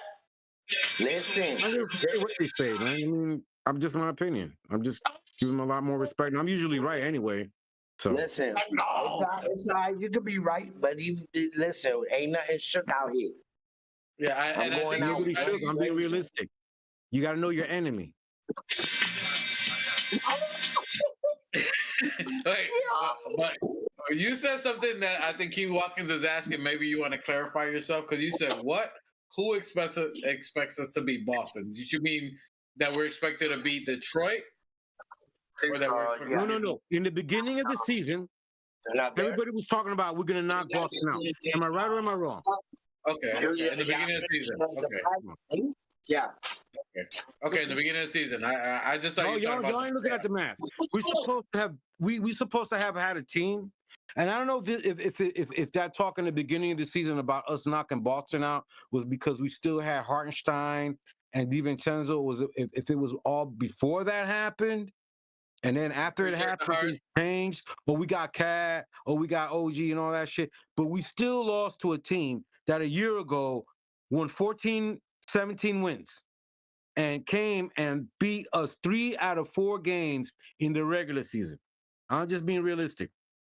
So for me, I'm gonna give them maybe 3 games in this playoff. They're not gonna beat us, but it ain't gonna be an easy out for us. Hey, yo, Triple C. Yep. I need them reasons, bro. Let's go. Rattle them out. Hey, salute to everybody in the chat. Somebody's giving all the hearts. We appreciate all the hearts. I see them. I see you giving out the hearts on your phone because that helps pass and spread the algorithm. Salute to you guys in there. In this series that you're talking about, they did beat us 3 games this year. I give them that. None of the games that they played us at all this year, Mitchell Robinson was in any one of those games. Cat was not in one of those games. And on the other game they Talk played, about that. One of the games that we lost, and I'm gonna take that back because one of the games that we lost, we had played off a back-to-back. So I'm not gonna really count that one.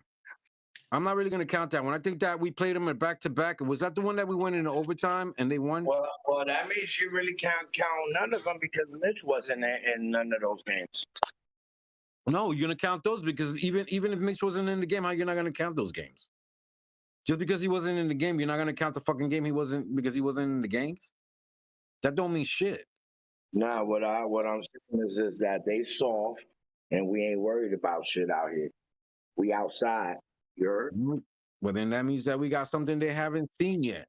But I'm gonna give him. I take it back that those 3 wins because there was one win where we had played on a back-to-back, and I'm not gonna count that one because we played on a back-to-back. I want to go back to see what game. I don't know if it was the second game we played, but there was one where we played on a back-to-back. I'm not counting that loss because we played a back-to-back on that one. But okay, 2 out of 4 games. Nah. Put that little scrappy. I'm still gonna say 3.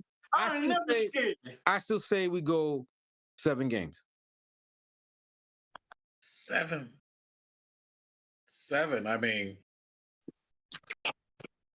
that's enough. Anyway, I don't know about 7 games. I think a gentleman's sweep is probably the reality of it. Maybe 6. Respectfully, I'll give them 6. If they are JB Bickerstaff, if Jaden Ivey comes back at a 100%. Hey, yo, grab some of them towels and some of them fucking Even if Jaden Ivey comes back 100%, I don't think that him coming back. Yeah. It could mess up their chemistry. It could mess up the chemistry that they had that's been winning them the last couple of games that he hasn't played in at all. So him coming back and interjecting him after not playing for a couple of months may not be a good thing for Detroit. Them getting back a young, healthy rookie could be a good thing. You know, it's I'm not gonna say 50-50 because he's a rookie. He hasn't played. You know, he could mess up the chemistry coming back into their folds against us. But then again, you know, we've had Mitch, but Mitch has been playing the last 17 games with us. He's on and off been playing. You talking about Jaden Ivey? Yeah, I'm talking about the kid their kid. Yeah, Jaden Ivey. So he's saying that it could be a positive or a negative depending. It could be a positive or negative. It could be a bad thing because he hasn't played, and you know he's coming off an injury. You know they're gonna have to ease him in. They can't just throw him into the fire, especially in the playoffs. It wouldn't be a good thing for them, I don't think. Maybe it would, maybe it wouldn't. But I wouldn't throw my rookie in there, risk ruin the chemistry that we already had. I'm saying if I'm thinking I'm Detroit as Detroit and ruin that chemistry that you had that's been winning you these games because they've been winning like a crazy amount of games for a team that wasn't supposed to be even considered. You know, they're supposed to be in the playing. These guys are in the playoff. And to what Nick was saying, Nick Yak says Detroit hangs with us until they can't late in the 3rd and 4th. Mitch stops the abuse we took in the paint in those games. So the games that we won, Jalen Duren was winning the points in the paint. Cade was getting into the paint. Do you think that makes a difference with Mitchell Robinson being able to put that pressure in the paint, get Cade out the paint, Jalen Duren, who was dominating basically Cat on those? You guys are underestimating these guys. These are some young. These are big guys, man. They got that power forward they got over there. I forget his name. You know, is a Tobias big Harris. yeah, him. He's a big, powerful, strong guy, man. That dude is huge. You know, we got to tussle with him. We got to tussle with Beef Stew. We got to tussle with their point guard is bigger than our bigger than our point guard. You know, it's not gonna be an easy battle. You know, these guys. You know, we got a coach who. Not only that is a coach who is competitive against our coach, a coach who has lost against our coach when he was with Cleveland. Let You me know? let me let me say this. Let me So say this. she's a I guy mean, who's not gonna it's not gonna bow down. It's not gonna be an easy out.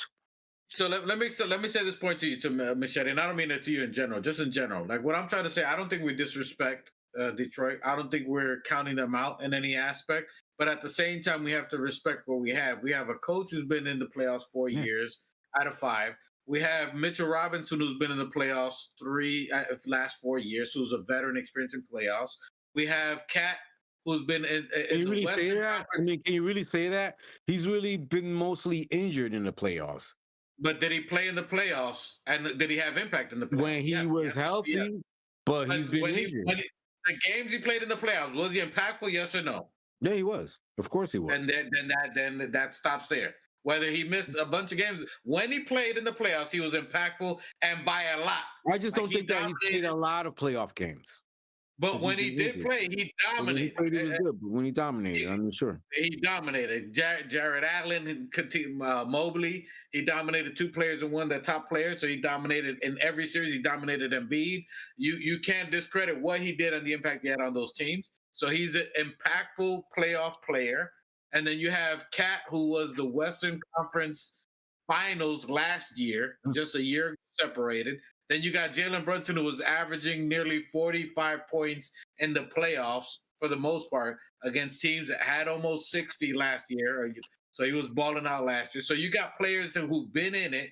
You got the Nova Knicks, who are put together because of their impact on winning altogether, with Josh Hart triple doubles just past. So we have the pedigree of proven winners from the head coach to players on down. That is not why we're saying we're sliding Detroit in any way, but the fact that we're counting our experience and what we bring over what their energy that they can bring, what they're trying to basically put against us. It should overplay with whatever they can bring. It's not discounting them. Kate is phenomenal. I think they have a great brand of basketball they're bringing. Kudos to Detroit for being able to come back from 17 wins last year, the worst in NBA history, to making one of the best turnarounds.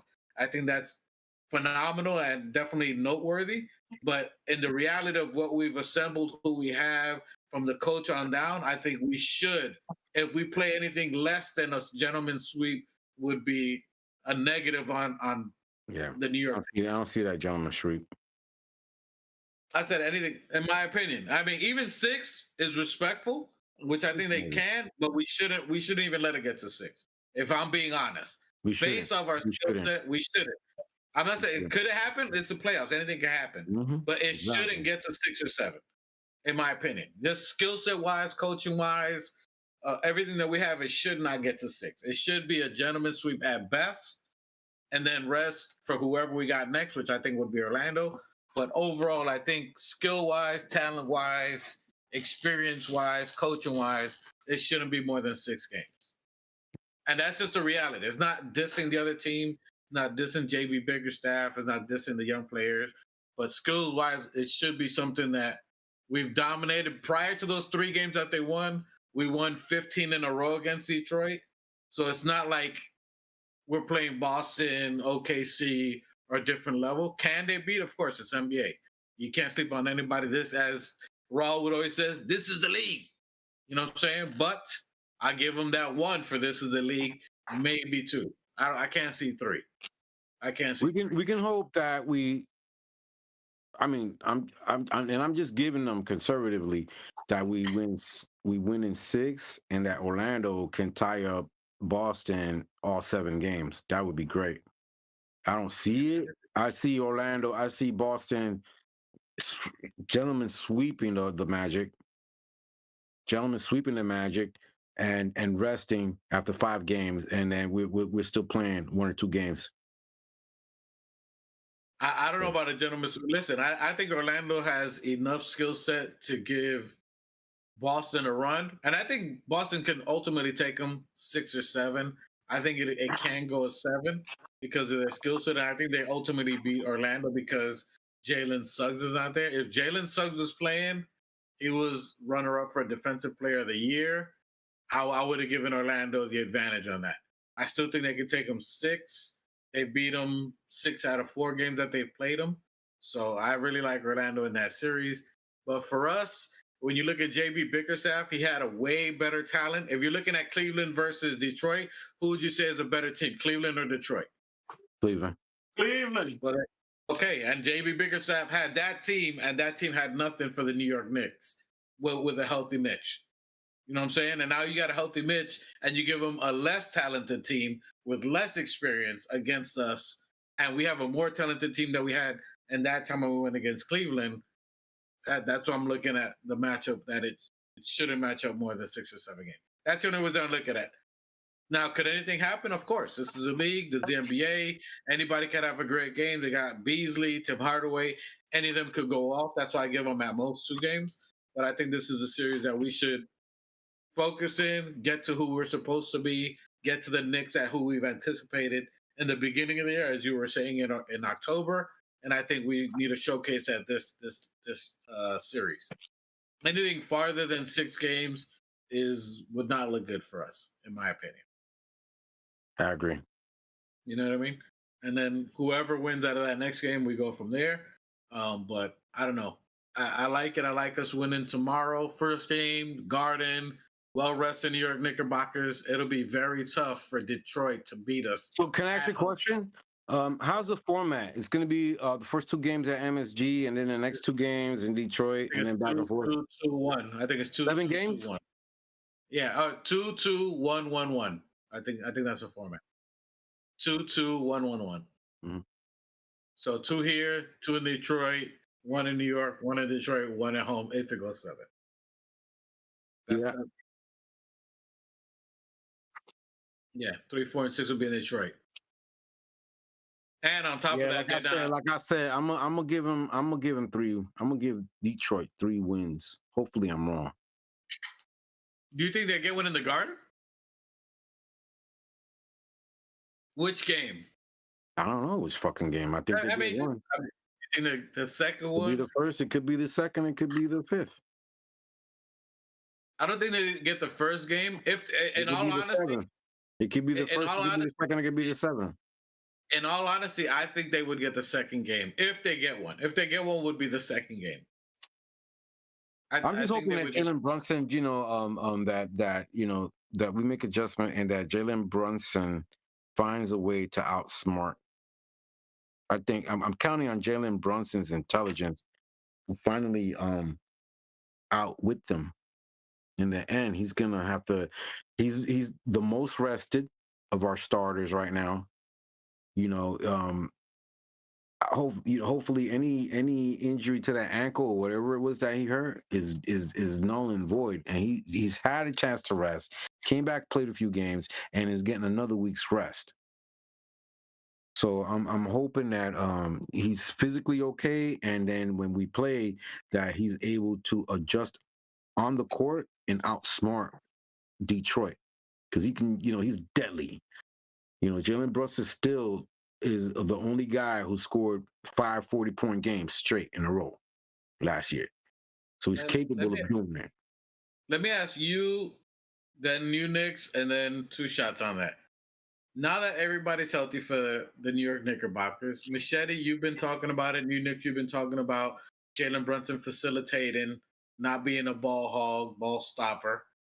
Now that the New York Knicks are healthy, do you think in this playoff series Jalen Brunson can transcend to that facilitator first, let everybody get involved, and then take over the game and be 30, 40 points after? Do you think that would be needed now?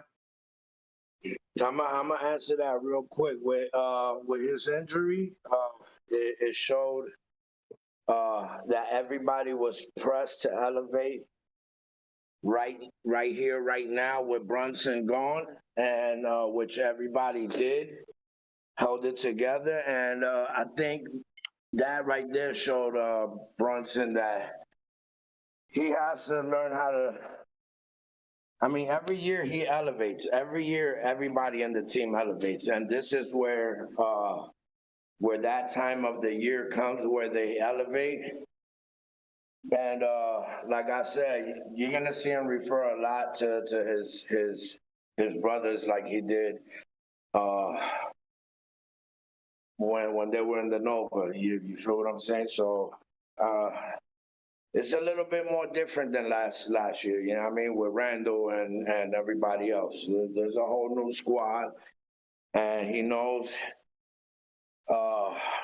he has to get Cat going first, which should be priority number one. Is uh, get Cat going and get everybody else. Everybody knows that just because Brunson is back doesn't mean that they dial it down like I felt they were doing at the beginning of the season. You know what I mean? So it's time for niggas to adjust to Brunson being there and just stay the same with the same aggressiveness. And we've seen it in the last few games. Machete, what about you? What do you? Okay, you're finished here. No, that's it. Machete. I mean, yeah, I agree with what Phil says, but what Two Shots got to say? Two Shots. What are your thoughts on Brunson? Do you think Brunson needs to be more of a facilitator first in order for us to be successful as a team, and then become JB that we know, or what does that look like to you? I don't want him to change his game, man. I want him to play how he plays, and his game is a score first point guard. So, in order for us to continue being good and being the way we are, I think I want him with that mentality. Like, I don't want him to play hero ball. I don't want that, but I want him to feel like he has to assert himself and maybe go for that 65 or 60-point game like he wanted. I don't know. But I definitely don't want him to change his play style at all. I want him to continue the way he's been going. I think the team operates very well. I just need number 25 to pick it up, and we should be good. I don't know, man. I just don't like it when he plays. I understand where you're coming from, that he needs to pick it up, and sometimes he has to take the initiative and score because he can do that. But I just don't like him playing that. I don't like him hogging the ball, bro. I just don't like him not including OG. I don't like OG feeling like he's not gonna get the ball and make a move, or it's just, or Mikal Bridges not, really doing what they got. They were sharing the ball really well without him when he wasn't Yeah, playing. but they They also were have a passing the sense of speed. ball. I would, and I'm still hoping to see some of the rookie guys get sometimes in the playoff. I don't know if that's gonna happen, Oh, that's not but gonna I mean, happen. you gotta be able to change it up, bro. You gotta be able to change it up and kind of like throw them off their, not starting Josh Hart, have him come off the bench. That would change things up for Bernie Bickerstaff. Is going to have to come up with a game plan if Josh Hart ain't starting, because he's going to throw every center that he has at him if Josh Hart starts. And Josh Hart is not a very confident shooter. Especially if he has these centers on him. They could switch a four. They could switch a four on him, and then he's gonna have a really tough time shooting. These guys gotta be confident and sharing the ball. So if Josh Hart gets covered, he could pass the ball to Mikal or pass the ball to OG or pass the ball to, they got to be open. They got to be open and confident that if I pass you the ball, if JB throws you the ball, he's going to make to OG, he's going to make the shot. Especially Mikal, man. Mikal's got to be like, you got to feed him the ball, bro. He's a great off-ball player, Bridges, but you got to catch him when he's like, making a cut, bro. He makes some crazy mid-range shots, but you got to find him. You got to be like alert. You got to be like, okay, if he's open and you're going to go make the shot because you think you can make the shot because you're playing hero ball, but you left fucking Bridges open and nothing happens. We gotta share the ball, man. I want to really see us get high assists, low turnover, and high rebounds. I I don't mean, want I think, to. We got So Mitch my Rob. I only think, I think, We got Mitch sorry. Rob. We got Josh Hart says that his rebounds. Josh Hart said his rebounds changes games. It Look, ain't I no think, regular rebounds. So we need him look, to real. rebound. We need Mitch Rob to rebound. We need everybody in there and their mother rebounding. And hopefully Prudy will be back.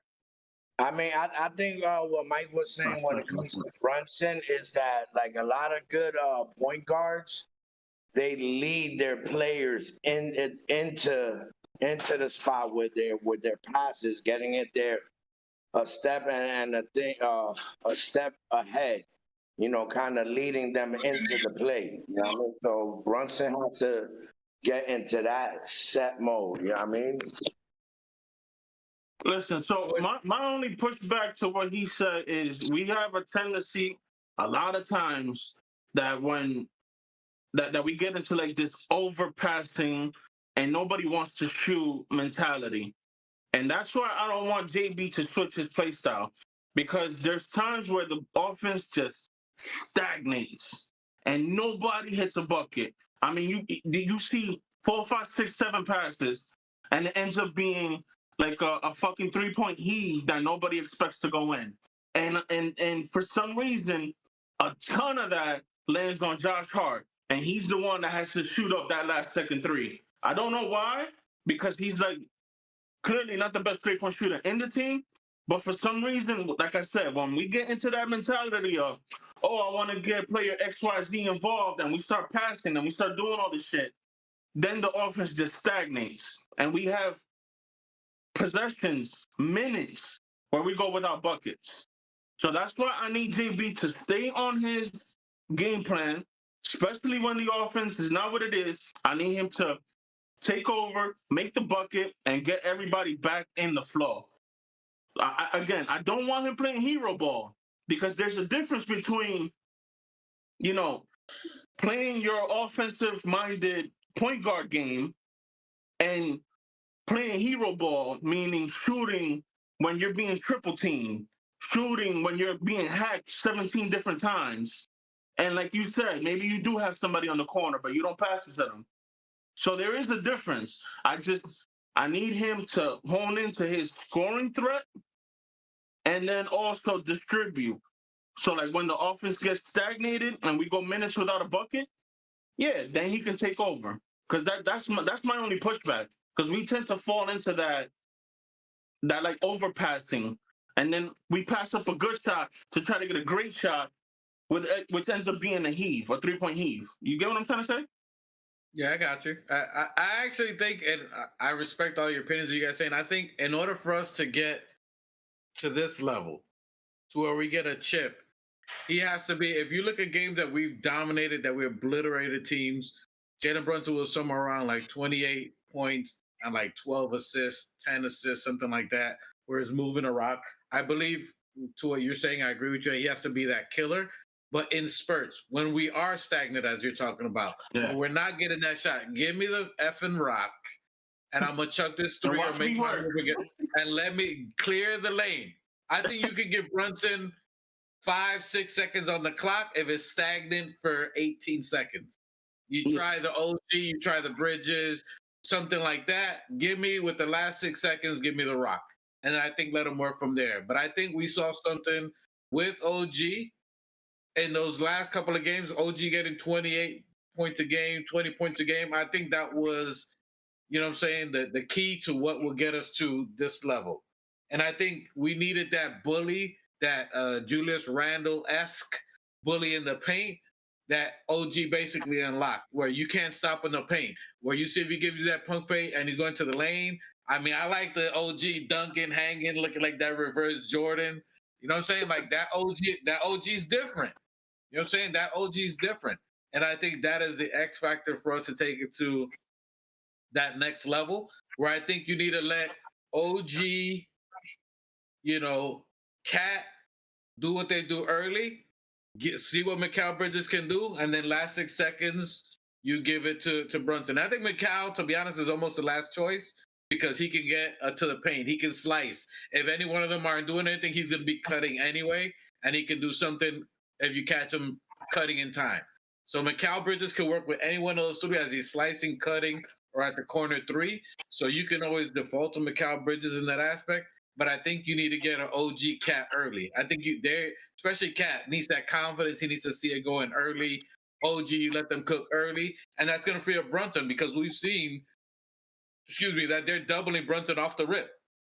So in order to get him off not doubling Jalen Brunson, you get these other guys cooking. You have to respect these other players that you can't double Jalen Brunson. And then that lets Jalen Brunson be more free. On those games that he had 25 points and 10 assists is because these other guys were cooking and you couldn't double him.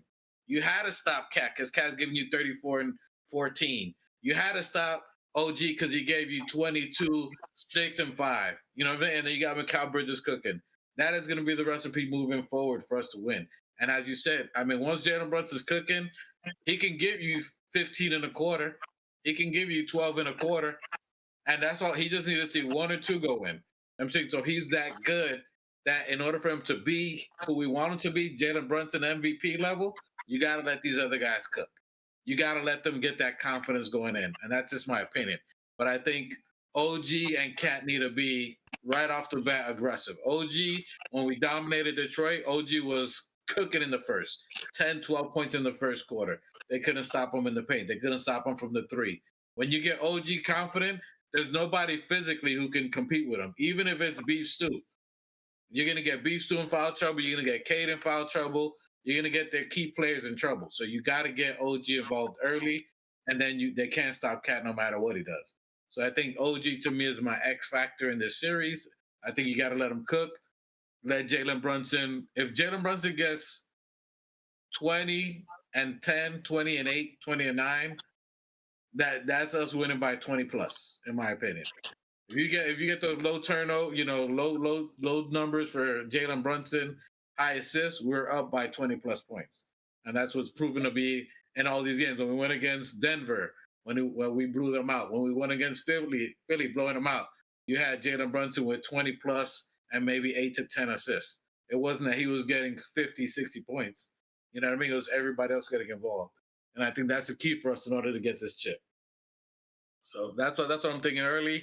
I do like him, and again, to your point, you got to let Brunson do him. 6 seconds, we stagnant, nobody's hitting, you guys are struggling. Give Brunson the rock and watch him cook. So I agree with you on that. But I think low shot, give him the ball, and we cooking on there. So I'm excited for this win. I think we get a W tomorrow. First game in the Garden, first game playoff this year. A lot of noise from these other clickbait media. And I think we're just going to be like this tomorrow.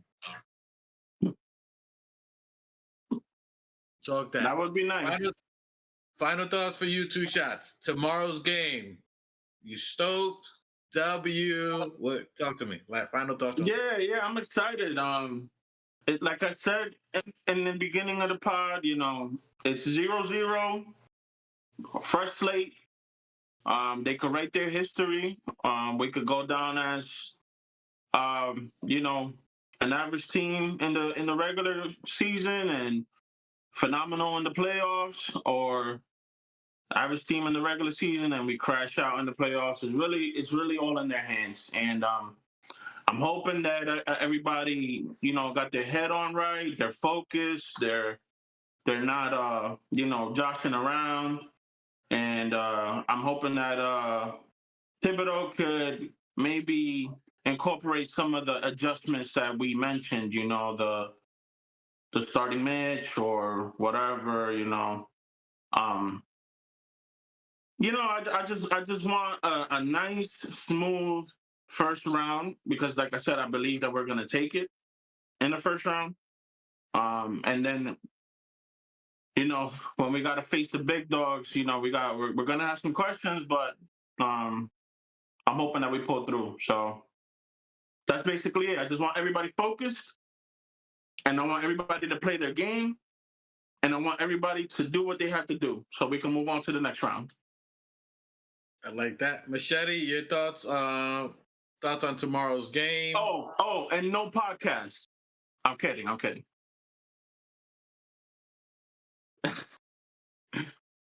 Yeah, let's go Knicks, man. Let's rock. Let's win this tomorrow, bro. If you know my cousin, short, sweet, to the point. Just got it. New Knicks. Your thoughts tomorrow's game, game 1. You're on mute. You're on mute. Yeah, we're gonna bully foot that shit, stomp them out, and all that good stuff. So, let's get this series out the way. My wishes for the Knicks to go undefeated all the way to the championship. That's not gonna happen. So, the faster we can get more wins and get more rest, that's what's best for the squad. So. I need these guys to be on fast break motion, get it over with, and tomorrow we get the dub. And if they really want to send a message out to Detroit, we gotta stomp them by like 20 or better. I like that. I like that. Definitely. I think 16 more. tomorrow 16 more. Let's go. 16 wins. Listen, everybody's at 0 right now. Everybody in the playoffs playing, everybody's equal. Nobody's ahead of nobody. There ain't no number ones. Everybody's at 0. 16 games to win it all. I need the brooms. I need the brooms. I need the brooms. Listen. Here comes the broom. Here comes the broom. Here comes the broom. Here comes the broom. No? Yeah, here comes the broom. All right, Sean Paul. All right, Sean Paul. Sean Paul. Anyway, salute to That's DMX. That was DMX, yeah. And Sean Paul and Sean Paul. Okay, that was the first. Anyway, all right, we're going left, turning left. Hey, the longest outro in the world. Come on. That's what we know for it. Number 1 replay. I got this. Let's start making them laps. New York Knickerbockers. I think tomorrow's going to be the first game you get to see not only a full healthy team, but the New York Knickerbocker fan base is expected from our team base to change the doubt from all these haters that are in these spaces, the BSPNs and all that, talking all that crap about us, to show who we are, what we're really about. Salute to Detroit. All respect to Detroit. This is no slight or diss against Sam, JB Bickerstaff, staff, or their team. Phenomenal year for them, but we got to show that we're above leaps and bounds. There's different levels. There's levels to this, and I think that realistically, our team should be at a different level than they are, and that we need to show it tomorrow. Tomorrow we get that W because tomorrow would have been my OG's birthday. Salute to Mom Dukes. Birthday win. I'm expecting that tomorrow. Happy birthday to my mama. But I think we play very well. I think Mitchell Robinson shows his impact tomorrow. I think you see Jalen Brunson get OG involved early in Mikal Bridges. I think Cat takes it serious and shows playoff Cat. I think playoff Cat is a thing. So I think we just take it serious. A healthy New York squad is a dangerous New York squad. So we're gonna put some respect on it. You know what I'm saying? Put some respect on that name right here. You see the front of the jersey. Respect. Yeah, we're gonna have our Thea McGay watching that game from heaven for us, man. So we're gonna get the win. Yeah. You get that dub. Salute to everybody. Salute to the realest live and replay gang. It's you guys. All 395. Hey, we got the biggest. If you still rocking with us right now, put a I know we're gonna blow them up 5 on the chat or something. Put a 25 on the chat. If you still rocking with us, let us know you a real one. Hey, we appreciate you guys. We're gonna win tomorrow. Tomorrow's Thea's birthday. That's right. I'm confident we're gonna win. Fuck hey, listen, you heard what he said. We getting new Knicks. We getting that dub tomorrow. What you heard? We getting that dub. Mañana. Salute to that. It'll be my mom's birthday. Rest in peace. I think her first birthday in heaven. No. Second, but it's all good. This is year 2. No, you're right. Second. It's all good. Always Mom Dukes, all love. But we got this W mañana. I got the New York Knickerbockers. They're ready. They're eager. They're ready to fight. And I think we just put our name on it tomorrow. Put some respect on it. They put in 25 in the chat too, shots. They put in 25 in the chat. They rocking with us. You heard? Buzzer beater keep rocking with put that 25, baby. We see you. Who put it? You see Keith Watkins and Buzzer beater. We see you guys. We know. Keith and Buzz for real. Put a full brim, full tape of salute. We'll catch you guys tomorrow after the game. We're gonna see. Put that bell notification. We might be doing a live a watch party live. I'm gonna see if I get these guys. We'll see if we get these guys on point. My brother's in West Coast. He's gonna be 3 hours behind. Machete. We'll see if we get that live. Y'all better put the bell notification. We might do it. We might just do a pop up. We might be litty and have a great time. What time is the game? At 6 p.m. Eastern. 3:00 p.m. your time. 3 That p.m. your means time. it'll be 3 o'clock. It means it'll be 3 o'clock over here. I'm on point. Fuck work. Let's get it. All right, so keep your bell notification. We might just do the pop up on you guys. And if you guys don't know, the Organic Fanatics got the world's longest outros ever. Salute Let's to go. Machete Keep for it coming going. in. Salute to Machete. Appreciate you, Primo, for being here. Machete's always busy. He's out there, got his fam, got his doing his thing with his wife. They're doing out there, always working, hustling, grinding. But we give it to you. Salute to Two Shots, Jess, Little Noah out there. You heard? Appreciate you. New Knicks, you see him cutting carpet right now while he's giving you guys insight. Who does this? Who have you seen working, grinding, giving you guys tips? Where have you seen a video shoot while we're giving you a podcast? Where have you seen that? Never. Yeah. Talk to a New Knicks. And damn, you did all that? He That's did. work. All by himself. Right, you don't see no workers around him. You see any He workers? did that Who you building know? all by himself.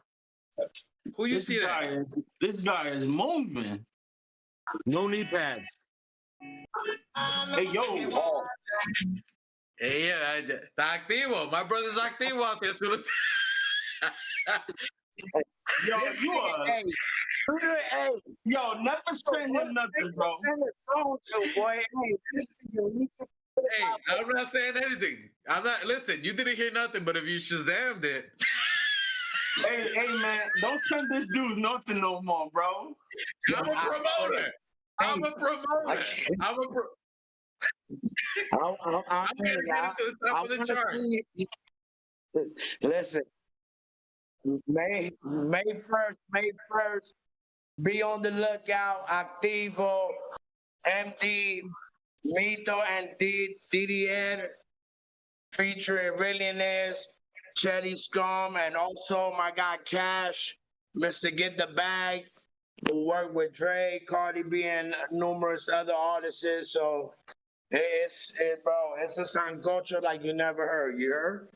Listen, May 1st, check it out for my brother, the New Knicks. But if you like me, the bootleggers that used to burn the CDs, check me out tomorrow live in the game. I'm gonna leak the show. I'm gonna leak the music. Bootleggers in the Damn. building.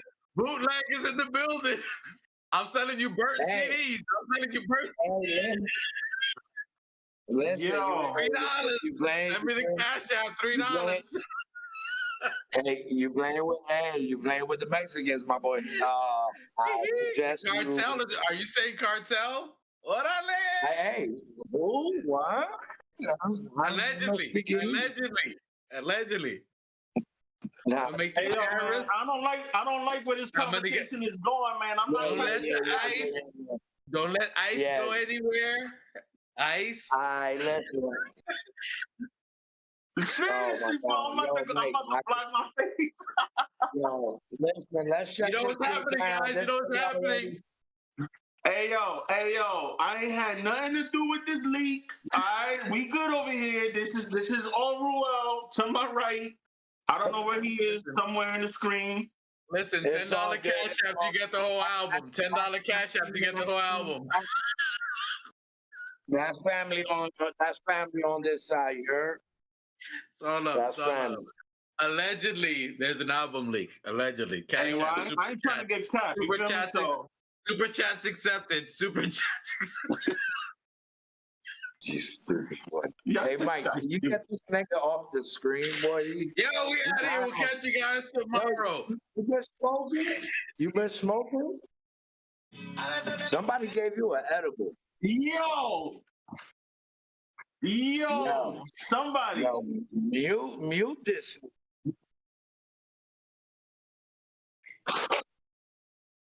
Oh, we can't hear him. We can't hear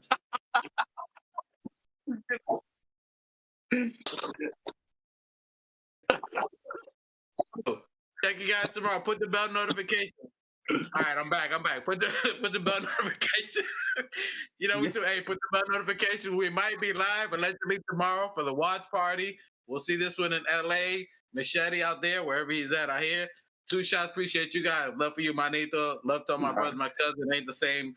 M special to you guys. Appreciate you guys. You know we go crazy. We go left. The longest outro in the building, but we'll catch you guys tomorrow. Let's go, Knicks. Let's get that W tomorrow at Madison Square Garden. You heard? Hey, two shots. I'm gonna need you to do it. Hey, put them 25s up. You heard? Yeah, give me the We out of here. You heard? Forms and films in the building. My God, what's good? And I salute the new Knicks. Let's get it. Shout out to the new Knicks. The new Knicks, salute my guy. The new Knicks, the organic podcast. Uh-oh. Sounds like it's about to go down in here. Going down. New York City, NYC, Borough.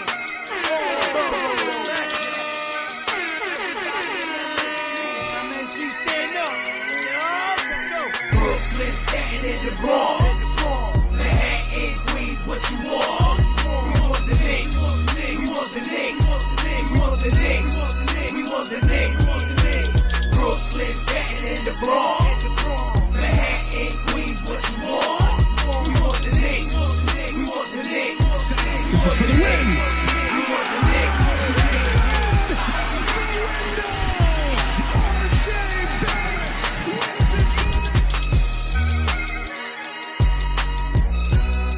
New York City, New York, If the Knicks is in the Mecca, yeah, let me hear you give it up. The Knicks is in the Mecca, yeah, let me hear you give it up. The Knicks is in the Mecca, yeah, let me hear you give it up. The Knicks is in the Mecca, yeah, let me hear you give it up. We back, we back, we back, we back, we back, we back. This is New York City, home of the Knicks, baby. Yeah, we back on track. The Mecca's going crazy. Rim rocking, shot blocking, ball. We are not stopping, aiming at that chip with a bullseye on the target. It's been so many years. That's how bad we really want it. From the city to the garden, we all be blue and orange, and everybody starving. Hell yeah, hungry for a ring. Got a team full of hungry hoopers all going in. We back. Oh yeah, we back. Let me hear you give it up. Knicks is in the Mecca, yeah. Let me hear you give it up. The Knicks is in the Mecca, yeah. Let me hear you give it up. The Knicks is in the Mecca, yeah. Let me hear you give it up. The Knicks is in the Mecca, yeah. Let me hear you give it up. We back, we back, we back, we back, we back, we back,